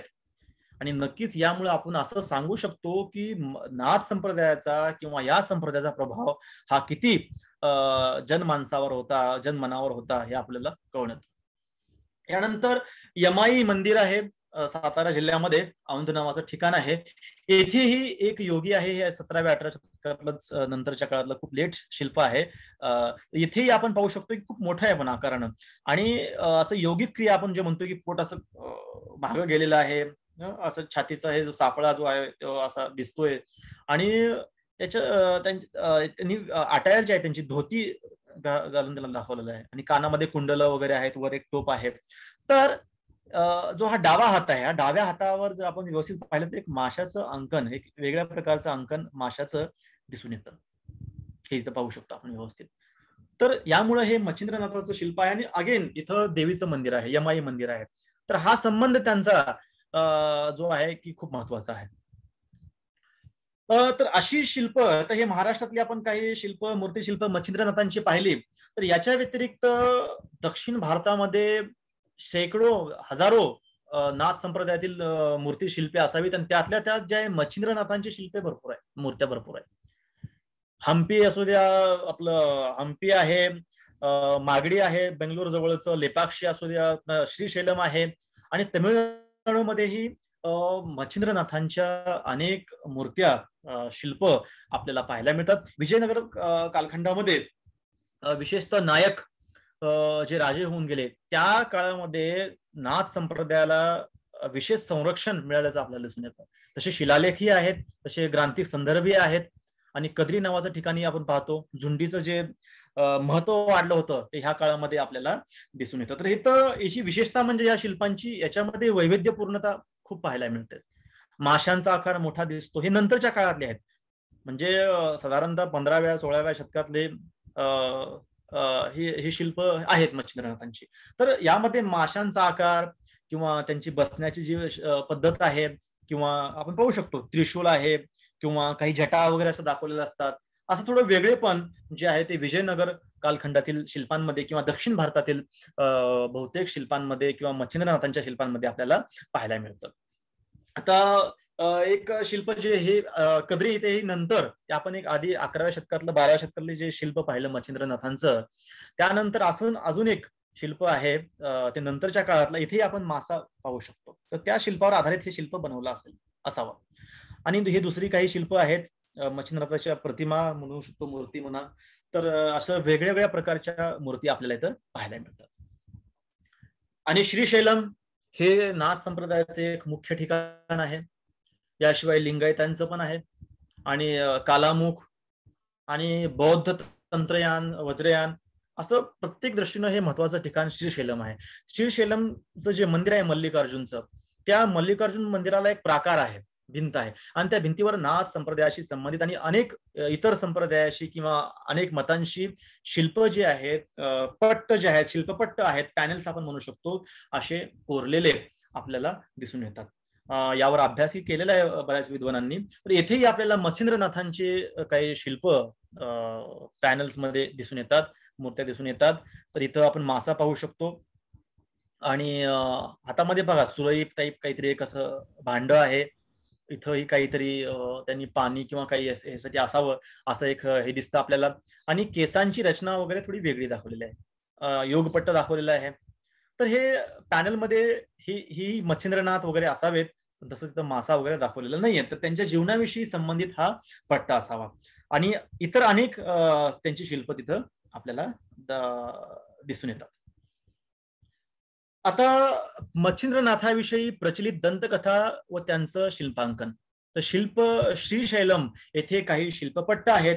त्या शिल्पपट्टांमध्ये मच्छिंद्रनाथांना दाखवलेलं आहे. जे लिजंड मी तुम्हाला सुरुवातीला आपणास सांगितलं, त्यामध्ये की इथं आपण पाहू शकतो, इथं आदिनाथ शिव दाखवलेले आहेत, गिरिजा पार्वती, आणि ती ऐकत आहे, आणि ते शिव सांगत आहेत की मी अवतार वगैरे घेतला, असं अशी कथा ती. आणि इथं मासा वगैरे दाखवलाय, कासव, आणि दुसरे जे खेकडा पण दाखवलेला आहे इथं, खेकडा. असे अनेक मेंढक, बेडूक, असे अनेक हे दाखवले, जलचर दाखवलेले आहेत. आणि त्यानंतर इथं हे मच्छिंद्रनाथाचं शिल्प आहे, त्यांचं अंकन आहे. इथं शिव दाखवलेले आहेत, पार्वती दाखवलेली आहे, आणि त्यांचा जो पॅनल, त्या संबंधितचा जो पॅनल आहे हा आहे त्या दंतकथेशी संबंधित. हे मंदिराचं जे डेटिंग झालेलं आहे हे 15व्या शतकातलं मंदिर आहे. यानंतर दुसरं आपण पाहतो की माशाच्या तोंडातून, आपण बघा मुखातून एक व्यक्ती बाहेर येतोय, हे दिसतं आपल्याला इथं याच्यावर. तर हे मच्छिंद्रनाथ आहे, जी दंतकथा आहे. त्यानंतर ते समोर आलेले आहेत, आणि हे असं एकमेकांना हात जोडलेले वगैरे दाखवलेले आहेत, आणि यानंतर ते तिथून निघून गेलेले आहेत. तर ती जी दंतकथा आहे त्या दंतकथेचं अंकन आपल्याला ह्या मंदिरावरती दिसून येतं. तर असंच अंकन आपल्याला जे आहे, शिल्पांकन जे आहे किंवा शिल्पपट्ट जो आहे तो आपल्याला पन्हाळे काजी येथे लेणी क्रमांक 29, त्याला गौर लेणं पण म्हटलं जातं, आणि लेणी क्रमांक 14 येथेही आपल्याला आढळून येतं. हे लेणी क्रमांक 14 इथे गर्भगृहामध्ये, म्हणजे जो मधला जो भाग आहे तिथं मच्छिंद्रनाथांना दाखवलेला आहे.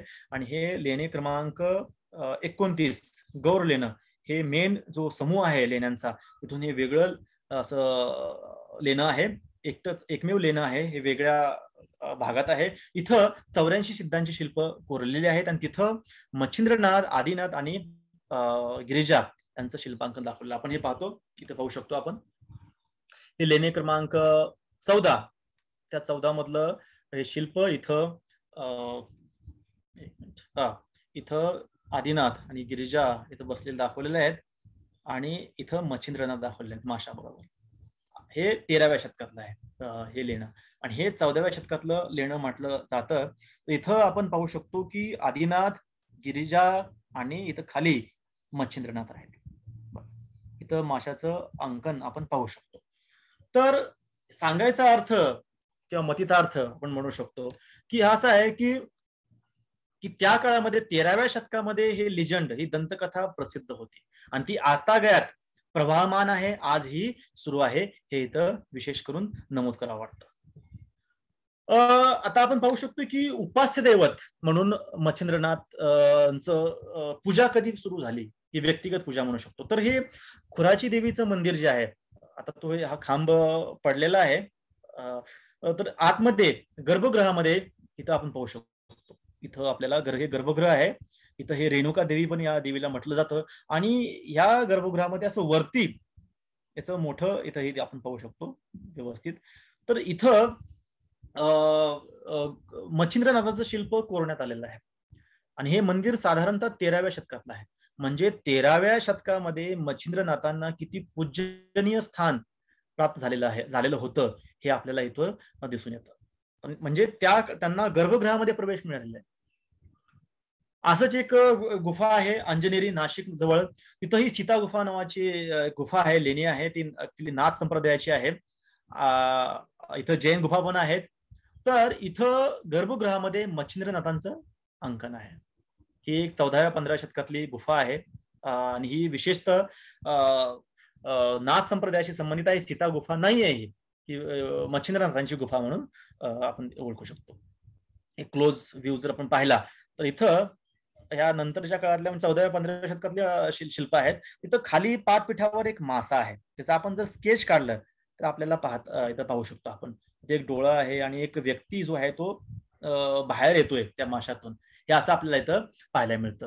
तर हे मच्छिंद्रनाथांचं शिल्प आहे, आणि त्यांची पूजा, म्हणजे त्यांच्या पूजेला, उपासनेला सुरुवात झाली होती, हे आपल्याला इथून दिसून येतं. यानंतर अजून एक असं ठिकाण जे आहे, बल्लाळाई देवी मंदिर, ब्राह्मणी इथली आहे. इथं ह्या देवीच्या मंदिराजवळच इथं जे आहे मच्छिंद्रनाथांचं मंदिर आहे. हे साधारणतः 15व्या शतकातलं मंदिर असावं. बल्लाळाई देवी मंदिर ब्राह्मणी नावाचं ठिकाण आहे अहमदनगर जिल्ह्यामध्ये. तर इथं अजून देवीचं ठिकाण आहे. तर अशा प्रकारे इथं तिचं एक ग्राउंड प्लॅन काढलेला आहे. तर इथं आपण पाहू शकतो, इथं बल्लाळाई देवीचं मंदिर आहे, आणि इथं बाजूला मच्छिंद्रनाथाचं मंदिर आहे. इथं त्यांची प्रतिमा आहे. ही भारतातील सर्वात मोठी प्रतिमा आहे इथं मच्छिंद्रनाथाची. एक मानव आकारामधली प्रतिमा आहे, आणि तिथं मासा वगैरे आपल्याला व्यवस्थित दिसतो. आणि इथं अँटी चेंबर आहे, एक खोली आहे अशी बंदिस्त, ही साधनेसाठी असावी किंवा ध्यान धारणेसाठी असावी, आणि छोटासा इथून आणि म्हणजे मंदिरातून आणि इथून त्याला थोडासा प्रवेश आहे. इथून तर प्रवेश नाहीये, थोडासा प्रकाश योजना आहे म्हणून तर हे योजना केलेली आहे, इथून तिथं जाता येतं. इथं मागे पुन्हा गोरक्षनाथाचं मंदिर आहे. तर आपण त्याला शिल्प पाहूया, मूर्ती पाहूया. तर हे आहे मच्छिंद्रनाथाची मूर्ती. तर आधुनिक काळामध्ये त्याला रंगवण्यात आलेलं. आपण आता जे पाहतो नवनाथांचा कुठलाही फोटो घ्या, तर त्याच्यामध्ये आपल्याला असं हे अंकन पाहायला येतं की असं रुद्राक्षाची माळ पोटाला अशी गुंडाळलेली आहे, आणि पुन्हा असं ते रुद्राक्ष टाईप. तर ते जर हे रंग जर आपण काढला किंवा जर व्यवस्थित तिथं जाऊन जर आपण पाहिलं या मूर्तीला, तर आपल्याला ते जनेऊ वगैरे किंवा ज्याचं जे मूळ रूप आहे ते आपण पाहू शकतो. तर एक ध्यान आणि ज्ञान मुद्रेमध्ये ही मूर्ती आहे, आणि खाली आपण पाहू शकतो की वेदीवर आहे, तर इथं एक माशाचं अंकन, छोटंसं अंकन आहे माशाचं. तर ही मच्छिंद्रनाथाची जी आहे भारतातील सर्वात मोठी प्रतिमा आपण म्हणू शकतो. इथं आपण पाहू शकतो असं गर्भगृहामध्ये हे एका वेदीवर त्यांचं शिल्प आहे. यानंतर मच्छिंद्र चिंचोली नावाचं एक ठिकाण आहे जालना जिल्ह्यामध्ये. इथंही एक त्या गावाचं नावच आहे मच्छिंद्रनाथ चिंचोली.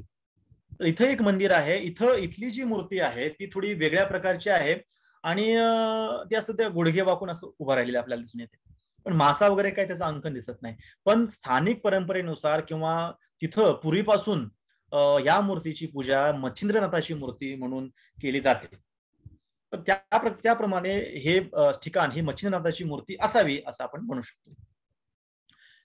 आता आपण ह्या मूर्ती किंवा त्यांचं महत्व वगैरे थोडंसं पाहिलं. आता आपण जर एकंदरीत ह्या मच्छिंद्रनाथांच्या शिल्पांचा, मूर्त्यांचा जर अभ्यास केला तर आपल्याला असं आढळून येतं की काही मूर्त्या ज्या आहेत अधिष्ठानावर मंदिराच्या कोरलेल्या आहेत, काही स्तंभांवरती आहेत, काही गर्भगृहामध्ये आहेत, काही जंगेवरती आहेत, काही वितानावर आहेत, काही प्रकारावर आहेत, काही बारवेमध्ये आहेत, काही केव्ज मध्ये आहेत, काही सेपरेट पण आहेत. तर त्याचा ह्या ग्राफच्या माध्यमातून आपण पाहिलं तर जंघा पोर्शन जो आहे त्या जंघा पोर्शनवर मंदिराच्या अनेक मूर्त्या मच्छिंद्रनाथांच्या आपल्याला दिसून येतात. आता आपण थोडं शेवटच्या भागाकडे वळतोय आणि सर्वसाधारणपणे एकंदरीत ह्या मूर्त्यांचं वैशिष्ट्य काय किंवा यातनं आपण कुठला इतिहास काढू शकतो किंवा काय समाज किंवा सामाजिक धार्मिक किंवा त्या नाथान संप्रदायाविषयी काय माहिती मिळू शकते का, तर असा एक मूर्तीचा अभ्यास करून ही माहिती आपल्याला प्राप्त होते, आपण ते पाहतोय. तर स्वतंत्र मच्छिंद्रनाथाच्या स्वतंत्र पूजेचं पुरातत्वीय पुरावे सर्वसाधारणपणे 14व्या शतकापासून महाराष्ट्रात मिळायला लागतात. पन्हाळे काजी, चारठाणा, मच्छिंद्रनाथ, चिंचोली, ब्राह्मणी ही ठिकाणं आहेत, तिथं आपण हे पाहू शकतो. त्यानंतर शाक्त मंदिर आणि मच्छिंद्रनाथ यांचा संबंध काही ना काही असावा. कौल योगिनी संप्रदाय जे आहे, आपण म्हटलं की कौलांचा आणि मच्छिंद्रनाथांचा संबंध हा खूप जुना आहे, ते प्रवर्तकी होते. तर अंबाजोगाई, सटवाई, खुराची देवी, बल्लाळाई, तर अशी अनेक देवीची ठिकाणं ही आपल्याला मच्छिंद्रनाथांच्या शिल्प किंवा जिथं मंदिरं आहेत किंवा ठिकाणं आहेत तिथं आपल्याला पाहायला मिळतात. मूर्तीशास्त्रामध्ये त्यांना पद्मासन, अर्धपद्मासन, सिद्धासन, पर्यंकासन, ध्यान मुद्रा, ज्ञान मुद्रा इत्यादी विभिन्न आसनांमध्ये त्यांना दर्शवलं जातं.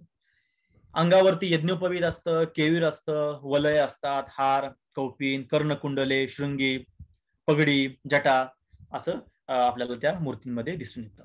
शिवाय ही जी शिल्प आहेत ती प्रामुख्याने शैव, वैष्णव, शाक्त मंदिरे, लेणी, तोरणद्वार, पुष्करणी, स्टेप वेल्स म्हणू शकतो आपण त्यांना, तर येथे कोरलेली आढळून येतात. त्यांमध्ये मंदिरांमध्ये ती अधिक प्रमाणात कोरलेली आहेत. आणि मी तुम्हाला पूर्वी सांगितलं की पन्हाळे काजी आणि दभोई येथेही आपल्याला मुख्य करत्वे सिद्धांच्या शिल्पांमध्ये आपल्याला ते दिसून येतात. आंध्र प्रदेशातील बोचनकोंडा येथे बौद्ध लेणीमध्ये मच्छिंद्रनाथाचं शिल्प आढळून येतं. त्यानंतर आरंभिक शिल्पे किंवा आद्य शिल्पे जी अर्ली आयकॉनोग्राफी आयकन्स आहेत, इमेजेस आहेत, ते 11व्या शतकात आपल्याला 11व्या शतकापासून पुढे सापडायला सुरुवात होते. म्हणजे यांचा काळ ही आपण या मूर्तीशास्त्रावरून ठरवू शकतो की आपल्याला आद्य मूर्ती ही 11व्या शतकात मिळाली आहे. म्हणजे याचा अर्थ आहे की 11व्या शतकाच्या आधीच ते होऊन गेलेले आहेत. हा एक महत्वाचा पुरावा किंवा एक प्रबळ पुरावा आपण म्हणू शकतो. कारण आधी काय होतं की गोरक्षनाथ आणि मच्छिंद्रनाथ यांच्याविषयी लोकांच्या अनेक धारणा होत्या की ते 14व्या शतकात होऊन गेलेत का, 15व्या शतकात होऊन गेलेत का, किंवा नंतरचे आहेत किंवा आधीचे आहेत, 10व्या शतकातले, 11व्या शतकातले आहेत. पण मूर्तीशास्त्राच्या अभ्यासातून हे आपल्याला कळून येतं किंवा ती हे डेटेड टेम्पल्स आहेत की त्यानुसार की निश्चितपणे 11व्या शतकाच्या आधी मच्छिंद्रनाथ हे होऊन गेलेले आहेत. याच्या खाली आपण येऊ शकत नाही, कारण आपल्याकडे हे पुरावे आपल्याला मिळालेले आहेत. आणि प्रतिमा, ह्या मच्छिंद्रनाथाच्या प्रतिमा ज्या आहेत त्या महाराष्ट्रभर मिळतात. महाराष्ट्रभर नाही तर देशाच्याही कानाकोपऱ्यात आपल्याला त्या दिसतात आपल्याला. म्हणजे मच्छिंद्रनाथाचं जे कल्ट आहे, संप्रदाय आहे किंवा त्यांना जी मान्यता आहे, त्यांची जी उपासना आहे, तर ती किती विस्तृत होती हे आपल्याला यातून दिसून येतं. त्यांच्या ज्या अर्ली इमेजेस आहेत त्या थोड्याशा आकाराने लहान आहेत, पण नंतर नंतर या इमेजेस मोठ्या आकाराच्या होत आलेल्या आपल्याला दिसून येतात. आता जैन तीर्थंकर अरनाथ, जसं की अंजनेरी येथे जी गुफा आहे त्या गुफेमध्ये ती यापूर्वीचे संशोधक किंवा आधीचे संशोधक, पूर्वीचे संशोधक ती जैन मूर्ती समजायचे, कारण तिथं मासा आहे. आणि मासा हे जे लांछन किंवा आपण हे म्हणू शकतो की हे पादपीठावर जे आहे ते जैनांमध्ये अरनाथ नावाचे तीर्थंकर आहेत, त्यांच्यामध्ये पण ते दिसून येतं. पण नंतर जर व्यवस्थित अभ्यास केला, इतर मूर्त्यांचा अभ्यास किंवा तुलनात्मक अभ्यास केला, तर आपल्याला दिसून येतं की ती मच्छिंद्रनाथाची मूर्ती आहे. तर अशा अनेक विष्णू आणि विष्णूंच्या मूर्त्या मत्स्यावतारातल्या आणि झुलेलाल यांच्याविषयी तुम्हाला मी आधी सांगितलेलंच आहे. आणि ब्राह्मण येथील प्रतिमा ही मोठी आहे हे सांगितलं. विजयनगर कालखंडातल्या प्रतिमा जे आहेत नायक राज्यांच्या काळात बनवलेल्या किंवा तयार केलेल्या आपल्याला दिसून येतात आणि ते चांगले दिवस त्या काळामध्ये नाथ संप्रदायाला आले होते असं आपल्याला दिसून येतं. धन्यवाद. खूप खूप आभार सर. अतिशय अभ्यासपूर्ण विवेचन आपण सादर केलं. मच्छिंद्रनाथाच्या एवढ्या मूर्त्या आपल्या देशामध्ये मिळतात हे पहिल्यांदाच मला कळालं. का नाथ संप्रदाय आपण असा टोटली सहज घेतला असता तर म्हणजे मच्छिंद्रनाथ खरोखरच एवढे आहेत आपल्या देशामध्ये याची कदाचित आम्हाला जाणीव झाली नसती. सर एक 3 प्रश्न आहेत आपण घेऊया. छाया जिंतुरकर मॅडम आणि रजत दर्यापूरकर यांनी एक विचारलंय की पारसनाथ आणि नेमिनाथ हे मच्छिंद्रनाथ यांचे मूल्य आहेत याविषयी थोडीशी माहिती द्यावी. अच्छा, ओके. तर ही अशी त्रोटक माहिती आहे, म्हणजे अशी एकदम परफेक्ट किंवा याच्याविषयी खूप असं ग्रंथरचना झाली आहे मोठ्या प्रमाणामध्ये असं काही नाहीये ऍक्च्युली. परंतु जी मान्यता आहेत किंवा ज्या दंतकथा आहेत किंवा त्या क्षेत्रामध्ये लोकांचं जे म्हणणं असतं जैन संप्रदायामध्ये किंवा त्यानुसार हे सांगितलं जातं. म्हणजे मलाही ह्या 6-7 वर्ष मागचे जे ह्याच्यामध्ये मी पाहिलं तर मला असा पूर्ण अखंड किंवा विस्तृत पुरावा मिळालेला नाही. पण खरंच असेल का भविष्यामध्ये हे पाहू शकतो आपण किंवा तसा असेल तर अजून नवा प्रकारे प्रकाश या विषयावर पडू शकतो. तर सध्या तरी असा एक पुरावा विस्तृतपणे नाहीये. अच्छा, नवे सिद्धांत नवे प्रमेय पुन्हा तयार होत जातीलच आणि हळूहळू नवीन संशोधन पुन्हा आपल्या हाती येतच जाणार आहे. पुढचा एक प्रश्न आहे सर नम्रता मॅमचा.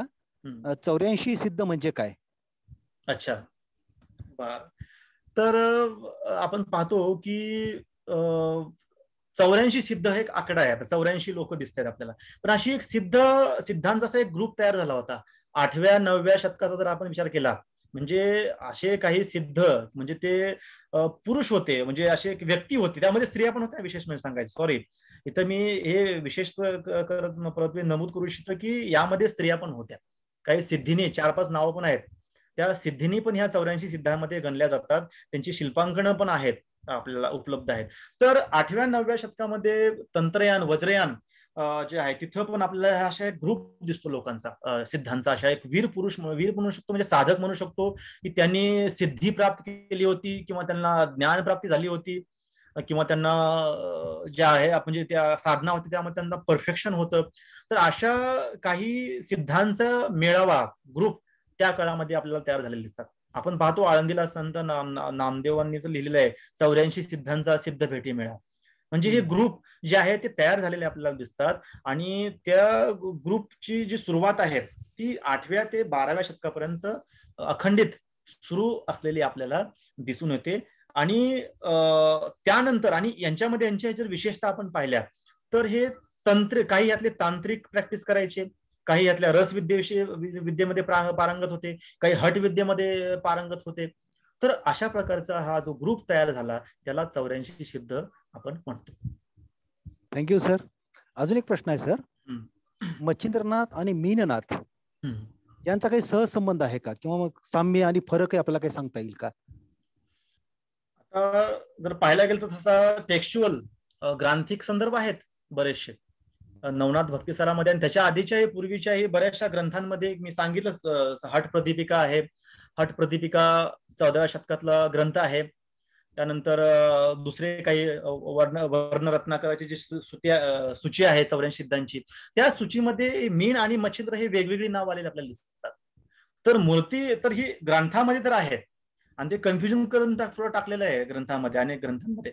पण मूर्तीशास्त्रामध्ये जरी आपण पाहिलं तर औंढा नागनाथ किंवा मानकेश्वरचं म्हणजे मंदिर आहे, शिवाय अजून एक कंकालेश्वराचं मंदिर आहे.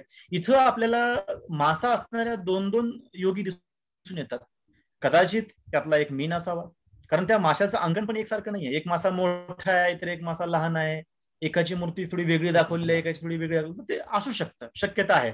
पण सध्या तरी सांगण्यासाठी असं एकदा ठोस किंवा असं एकदम हे पुरावा नाहीये. एक प्रश्न नाही असं हा, पण एक उत्सुकता विचारण्याची की सामाजिक कार्य असं काही आहे का नाथ संप्रदायाचं? भरपूर. हा, सांगू शकतो. चांगला विषय आहे, चांगला प्रश्न आहे. कारण आपण पाहतो की आज जर आपण पाहिलं नाथ संप्रदायाविषयी थोडी माहिती घेतली तर नाथ संप्रदायाला मानणारे लोक कोण आहेत? हे एकाच संप्रदायाचे, एकाच कास्टचे किंवा एकाच ह्याचे नाही आहेत, तर ते वेगवेगळ्या कास्टचे आहेत, वेगवेगळ्या जाती धर्माचे आहेत. सुफींना मान्यता होती, सुफी मानत होते, बुद्धिस्ट मानतात, त्यांचा इन्फ्लुएन्स दिसून येतो. तर आजही आपण जर गावाकडे पाहिलं आपण किंवा आदिवासी लोकांमध्ये जरी पाहिलं तर त्यांची नावं आहेत. आपण आजही मच्छिंद्र, गोरख अशी नावं देतोय आपल्याला, कानिफ. आज आपणही पाहतो की कानिफनाथांचं महत्व जे आहे ते ह्या प्रदेशामध्ये आहे. तर त्यांच्यामधले काही रससिद्ध होते, त्यांना रसविद्या प्राप्त होती. आणि ती रसविद्या आपण पाहतो, आपला हा जो आपला डोंगर जो आहे, अहमदनगर आणि बीड जिल्ह्यामधला जो डोंगर आहे, म्हातारदेव डोंगर म्हणतो आपण, तिथं जडीबुटी जे आहेत, जडीबुटी म्हणजे आज काय, आता हे ॲलोपॅथी वगैरे आपण ज्या गोळ्या मेडिसिन ते आता आलेलं आहे. याच्या आधी काय होतं, हे सगळं प्लांट्स वगैरे आयुर्वेदच होतं. तर त्या आयुर्वेद मध्येही हे पारंगत होते आणि लोकांची दुःख हरण करणं वगैरे किंवा त्यांना हे औषधं पुरवणं, हे फिरणं, आणि सगळ्यात महत्वाचं म्हणजे योगासन, हठयोग. आज सगळी दुनिया याची दिवाणी आहे योगासनाची. युरोपमध्ये, अमेरिकेमध्ये याचं वर्चस्व किंवा एवढं फॅड आहे. आपण पाहू शकतो काही लोक ते हे झालेत, नाथ बनलेत, तिथले काही लोक नाथयोगी बनलेले आहेत. तर योगासनाचं जे एक सामाजिक कार्य म्हणू शकतो आरोग्याच्या दृष्टीनं, हे समाजामध्ये पसरवण्याचं काम त्यांनी केलेलं आहे. शिवाय आधीचे जे ग्रंथ होते ते संस्कृतमध्ये होते आणि 11व्या 12व्या शतकामध्ये, 13व्या शतकामध्ये नाथयोगी हे असे होते की त्यांनी त्यांचं ज्ञान किंवा जे मोठं ज्ञान होतं, जे विशाल खरोखरचं जे हे ज्ञान होतं, ते सिंपल स्थानिक भाषेमध्ये दिलेलं आपल्याला आढळून येतं. हिंदीचा विकास ला कारणीभूत नाथ संप्रदाय, असं आपण जेव्हा हिंदी लिटरेचरचा अभ्यास करतो तेव्हा आपल्याला ते कळून येतं. त्यांच्या बहुतेक रचना ह्या सर्वसाधारण समाजातल्या लोकांसाठीच होत्या. त्यांनी खुल्या मनाने हे सर्व दान केलेलं आहे किंवा म्हणा की त्यांची विद्या लोकांपर्यंत पोहोचवण्याचा प्रयत्न केलेला आहे. नंतर थोडासा फरक पडला असेल, नंतर याचं लोकांनी बरंच गलत फायदा किंवा गैरफायदा घेतला असेल, पण सुरुवातीला आपल्याला असं दिसून होतं की यांचं कार्य हे सामाजिक कार्यच होतं. अरे वा, म्हणजे खरंच खूप छान काम होतं यांचं. माधव वाघमारे सरांचा हा प्रश्न होता आणि त्यामुळे आम्हाला बरीच माहिती त्याच्यामुळे मिळाली.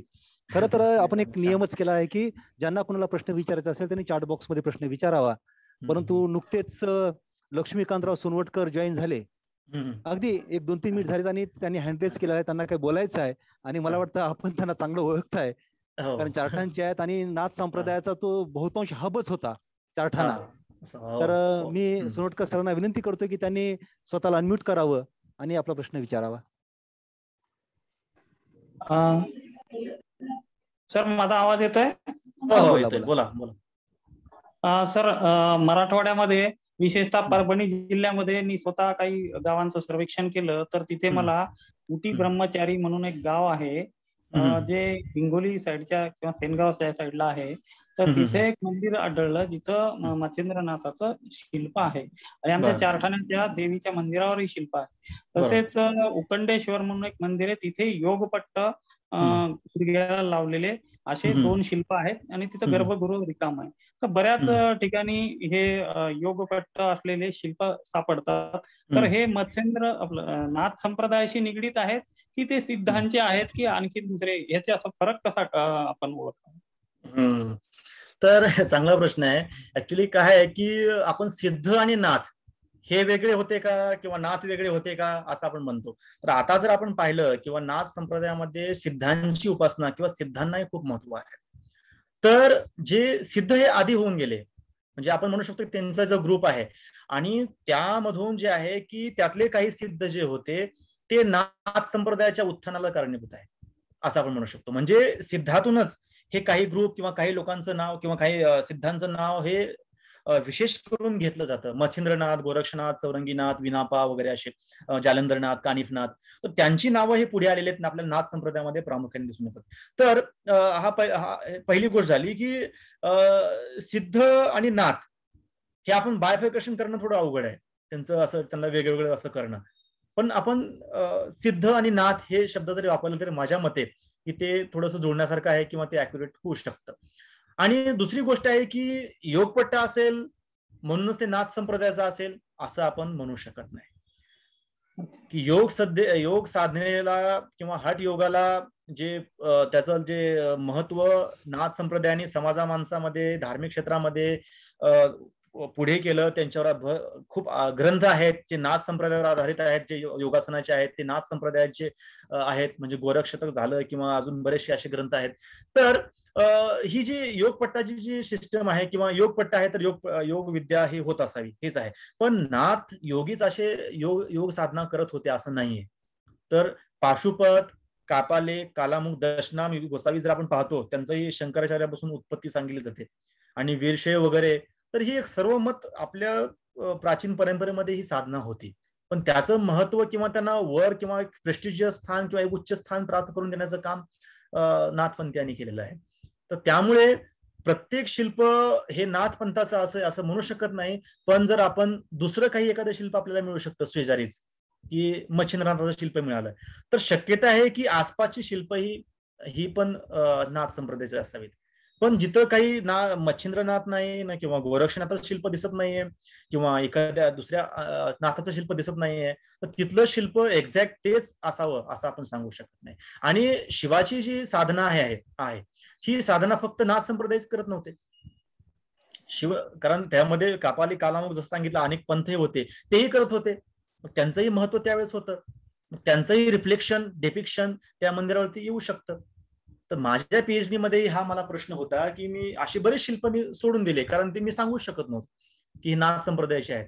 तर देवळाणीमध्ये एक मंदिर आहे, देवळाणीचं आपलं नाशिक जिल्ह्यामध्ये, तिथेही असे खूप शिल्प आहेत साधकांची, नाथयोगी योगींची आहेत. पण एवढी जर मच्छिंद्रनाथ जर तिथे नसेल, एवढा मोठा योगी आहे, किंवा गोरक्षनाथ नसतील, तर आपण ते कसं सांगणार की हे नाथ संप्रदायाचं आहे. तर त्यामुळे जिथं मच्छिंद्रनाथ किंवा गोरक्षनाथ अशी शिल्प मिळू लागली, आणि त्यांची स्टडी करून त्यांची रचना पाहून मी दुसऱ्या शिल्पांना न्याय देण्याचा प्रयत्न केला. तर असं आपण म्हणू शकतो, किंवा हे असं नाहीये की प्रत्येक योगपट्टामधला व्यक्ती किंवा हा नाथ योगीच असेल. धन्यवाद सर. सर एक प्रश्न घेऊयात अजून. हा. विवेक सिंधू लिहिणारे मुकुंदराज यांचा नाथ संप्रदायाशी काही संबंध होता का? कारण अजून त्यांनी पुढे उल्लेख असा केलाय, आदिनाथ, हरिनाथ, रघुनाथ, मुकुंदराज, नरसिंह भारती, जगन्नाथ, सहजबोध, श्रीरंग केशव स्वामी, संत सुखा पूर्णबोध, पूर्णानंद अशी गुरु परंपरा सांगितली जाते. नाथ संप्रदायाशी संबंधित असल्याविषयी काही संशोधन आहे का सर? अच्छा, तर आदिनाथ आणि विवेक सिंधू मराठीतला आद्य ग्रंथ मानला जातो. आणि आपण पाहतो की अंबाजोगाई आणि गोंदिया वगैरे या भागामध्ये त्यांचं आहे ठिकाणं आहेत. तर नाथ संप्रदायाची ते संबंधित असावेत का, याच्यावर मतमतांतरे आहेत ऍक्च्युली. तर काही व्यक्ती मानतात की त्यांचा संबंध नाथ संप्रदायाशी आहे, रघुनाथ वगैरे, आणि त्यांच्याविषयी पूर्ण माहिती मिळत नाही आपल्याला. काही त्रोटक असे संदर्भ जे आहेत, निवृत्तीनाथांच्या संदर्भामध्ये रघुनाथ वगैरे असे काही मिळतात, परंतु त्यांच्याविषयी जी डिटेल माहिती आहे ती अजून मिळालेली नाही. तर मी त्यामुळं हा विषय थोडासा टाळलेला आहे की त्याच्यामध्ये, कारण योग्य पुरावा किंवा व्यवस्थित पुरावा न मिळाल्या कारणाने आदिनाथ आहे पण आदिनाथाशिवाय दुसरे संदर्भ नाही आहेत. आपण जर मूर्तीशास्त्राचा जर अभ्यास केला तर आपल्याला मच्छिंद्रनाथाच्या शिल्प जे आहे ते 11व्या शतकातली मिळतात, आणि हे जे ग्रंथ आहे तो 12व्या-13व्या शतकातला आहे, नंतरचा, म्हणजे थोडासा आद्यच आहे पण नंतरचा थोडासा. म्हणजे एवढा मोठा योगी आहे की अभिनव लोकतंत्र याच्यामध्ये तंत्रालोकमध्ये त्यांचं नाव घेतलं जातं, अनेक ग्रंथामध्ये त्यांचं नाव आहे, पूर्ण भारतभर ते एस्टॅब्लिश झालेले आहेत, स्थापित झालेले आहेत, आणि त्यांचा उल्लेख त्यांच्यामध्ये का नसावा? मग ही नंतर काही ब्रँच डायव्हर्ट झालेली आहे का, ती मेन ब्रँच पासून अलिप्त झालेली आहे का, हे याच्याविषयी थोडंसं अजून संशोधन करणं महत्वाचं आहे. हे ऐतिहासिक संशोधन होऊ शकतं. आणि मूर्तिशिल्पामध्ये विवेक सिंधूचे जे मुकुंदराज आहेत त्यांचं शिल्प ओळखणं खूप मुश्किल आहे. ते अंबाजोगाई किंवा गोंदिया वगैरे किंवा अजून माहितच झालेलं नाहीये ते कुणाला. तर ते जर त्याचं जर भविष्यामध्ये काही वेध घेता आला किंवा तर ते अजून जास्त त्याच्यावर प्रकाश पडू शकतो. सध्या तरी हे निश्चितपणे सांगू शकत नाही. ओके सर, शेवटचा प्रश्न आता, याच्यानंतर कृपया प्रश्न विचारत आहेत, बराच वेळ झालेला आहे. तसा हा प्रश्न मलाही थोडासा वेगळा वाटला. नाथ आणि सुफी संप्रदायाचा काही संबंध आहे का? हो. आहे. कारण आपण पाहतो की सुफी आणि नाथ संप्रदायाचा संबंध बऱ्याच ठिकाणी आलेला आहे. आणि हे मुस्लिम जे राज्यकर्ते होते, बादशाह वगैरे ते त्यांना कलंदर, सुफी या अर्थानेच पाहायचे, जे योगी असले तरी ते. मी याच्यापूर्वी सांगितलं की बाबरनं नाथ संप्रदायाच्या मठाला भेट दिलेली आहे, त्याचे उल्लेख आहेत कागदोपत्री. इव्हन तुळजापूरचा आपला जो नाथपंथी मठ आहे, त्या मठाला जे आहे की औरंगजेबानं ग्रँट दिलेलं आहे, दान दिलेलं आहे. तसा तिथं एक कागद आहे, हस्तलिखित आहे. आणि असंच उदाहरण पंजाब मधलं पण आहे. तिथं पण औरंगजेब हे दान देतो नाथपंथाच्या मठाला. म्हणजे इथं असं सांगायचा उद्देश नाही की औरंगजेबानं हे केलं, खूप केलं, पण नाथ योग्यांकडे जी कला होती किंवा जी पारा नावाची जी हे आहे, त्याच्यावर बरीच प्रक्रिया करून त्यामध्ये अमरत्व प्राप्त करता येऊ शकतं, शरीर वृद्ध होत नाही, असे बरेचसे त्याचे गुण आहेत असं सांगितलं जातं. तर ती अल्केमिकल जी प्रॅक्टिस आहे, ती पाऱ्यावर प्रक्रिया करण्याची जी प्रॅक्टिस आहे, ती नाथ संप्रदायामध्ये होती. आणि अशी जी गूढ विद्या होती, गूढ रहस्य होतं, योगासनं होती, त्यांची शरीर त्यांचं पाहू शकतो, त्यांचं जे तेज वगैरे आहे, तर ह्या पाऱ्याच्या डिमांडसाठी हे औरंगजेब वगैरे त्यांच्या मागे होते. आणि शिवाय हे तर झालं, पण या व्यतिरिक्त ही दिल्लीमधील निजामुद्दीन औलिया वगैरे आहे, या सुफी संतांनी ती त्यांच्याकडून नाथ योग्यांकडून योग विद्या वगैरे असे घेतलेल्या याचे पुरावे आहेत. शिवाय आपण पाहतो की सुफी संप्रदायामध्ये शाह रमजान आपण पाहतो, शाह रमजान जे आहेत कानिफनाथ, तर ते मुजावर कम्युनिटी जी आहे मुस्लिमांची, ती आपण पाहतो आपल्या मढीला, अहमदनगर जिल्ह्यामध्ये, तिथं ती त्याचं पूजन करते. ते म्हणजे त्या शाह रमजान जो आहे तो कानिफनाथ होते आधी असं म्हणतात, किंवा ते असं, तर ते हे इम्पॅक्ट आहे एक दुसऱ्यांचा एकामेकांवर जो पडलेला प्रभाव आहे, याची उदाहरणं आहे. त्या मढीमध्ये मुजावर कम्युनिटी आणि जी दुसरी गुरव कम्युनिटी किंवा दुसरी जी कम्युनिटी आहे हिंदू कम्युनिटी, ती नाथ संप्रदायाला मानते, त्याची पूजा करते. तर असे बरेचसे संदर्भ आहेत, किंवा असे काही ग्रांथिक संदर्भ पण आहेत की त्यामध्ये सुफी संप्रदाय आणि नाथ संप्रदाय यांचं कुठेतरी संबंध आला होता, आणि ते त्यांच्या साधनेमध्ये किंवा एकामेकांची देवाणघेवाण त्यांनी केलेली अशी उदाहरणं आहेत. याच्यावर आज नवीन चांगलं रिसर्च पण होऊ शकतं. धन्यवाद सर. एकूण आपल्याला 5 प्रश्न विचारले गेले आणि 5ही प्रश्नाचं उत्तर आपण मात्र अगदी सहज दिलं, आणि तेही समर्पक उत्तर दिलेलं आहे. आणि हे सगळं अभ्यासातून सिद्ध होतं, सहजासहजी सिद्ध होत नाही आहे. म्हणजे सिद्ध आणि नाथ, आणि आपणही सिद्ध आहात या विषयामध्ये, हे हा आम्हाला शब्द जाणवलं. एकच मिनिट फक्त, हा शब्द बी जो आहे ना, सिद्ध होणे, सिद्ध करून दाखवा, याचा काही संबंध आहे का ते शोधलं पाहिजे. सोनोटकर म्हणतात हो आहे, काहीतरी आहे म्हणतायत ते. सिद्ध करून दाखवा आपण म्हणतो सहजासहजी. हो ना, हो ना, हो ना. जे सिद्ध करून दाखवतात, सिद्ध नक्कीच काहीतरी असणार आहे. सर, आज खरोखरच नाथ संप्रदायाच्या संदर्भाने आणि केवळ मच्छिंद्रनाथ हा एकाच विषय घेऊन साधारणतः 1.5 तास बोलणं इतकं सोपं काम नव्हतं. हे शिवधनुष्य आपण फार सहज पेलेलं आहे, आम्हाला जाणवलं. अगदी एक दुःखही वाटून गेलं की औंढ्याच्या मंदिरावर असलेल्या त्या मच्छिंद्रनाथाच्या शिल्पाला लावलेला शेंदूर, आणि अशाने आम्ही अनेक शिल्प नष्ट करायला लागलो, कारण त्या केमिकलचा परिणाम त्या दगडावर होतो. तर या विचारपीठावरनं मी विनंती करू इच्छितो सगळ्यांना की बाबांनो, कुठल्याही दगडाला शेंदूर लावू नका, किंवा हळद कुंकू ते कमी प्रमाणामध्ये व्हा, कारण तो श्रद्धेचा विषय असतो शेवटी, आणि तिथे आपल्याला एकदम बंद नाही आणता येत. परंतु आम्हाला जी जाणीव जागृती निर्माण करायची आहे ती हीच करायची आहे की जर तो दगड वाचला, ते शिल्प वाचलं, तरच आम्हाला हे पुढच्या पिढीपर्यंत हस्तांतरित करता येईल, अन्यथा आम्ही हस्तांतरित करू शकणार नाही आहे. आणि मग आम्ही करंट ठरू कदाचित पुढच्या पिढीसाठी की तुम्ही काहीच हे करू शकलं नाही, म्हणून आजही वेळ गेलेली नाही आहे, आपण काही गोष्टी सांभाळू शकतो. ही आपल्या व्याख्यानातून वारंवार तसं मला जाणवलं. त्यानंतर 14व्या शतकापासून जी मूर्ती आम्हाला मिळायला लागली, केवळ मूर्ती मिळायला लागली असं न सांगता आपण जे तत्वज्ञान सांगितलं, तत्वज्ञानासोबतच मंदिरांची जी विविध रचना, त्या रचनेवर उभी असलेली ही मूर्ती, त्यासोबतच मुद्रा, अलंकार हे मांडत मांडत शेवटी निष्कर्षाप्रत येऊन जे निष्कर्ष मांडले ते खरोखरच वाखाणण्याजोगे होते. त्यामुळे मी पुनश्च एकदा आपले आभार व्यक्त करतो. आमच्या विनंतीस मान देऊन आपण बोलण्यास तयार झालात. 1.5 तास विवेचन सातत्याने करून मच्छिंद्रनाथाविषयीचे जे काही समज गैरसमज होते ते सगळे दूर करण्याचा प्रयत्न आपण केलात. त्याबद्दल आम्ही दोन्ही महाविद्यालयाच्या वतीनं ओळख मूर्तीशास्त्राची या व्याख्यानमालेच्या 10व्या पुष्पाच्या निमित्तानं आपण इथे उपस्थित राहून आपलं मत, आपले विचार, आपला अभ्यास मांडला, त्याबद्दल मी आपले आभार व्यक्त करतोय आणि पुनश्च एकदा अशा सहकार्याची अपेक्षा व्यक्त करून आजचा कार्यक्रम संपला असं घोषित करतो. नमस्कार. धन्यवाद. धन्यवाद.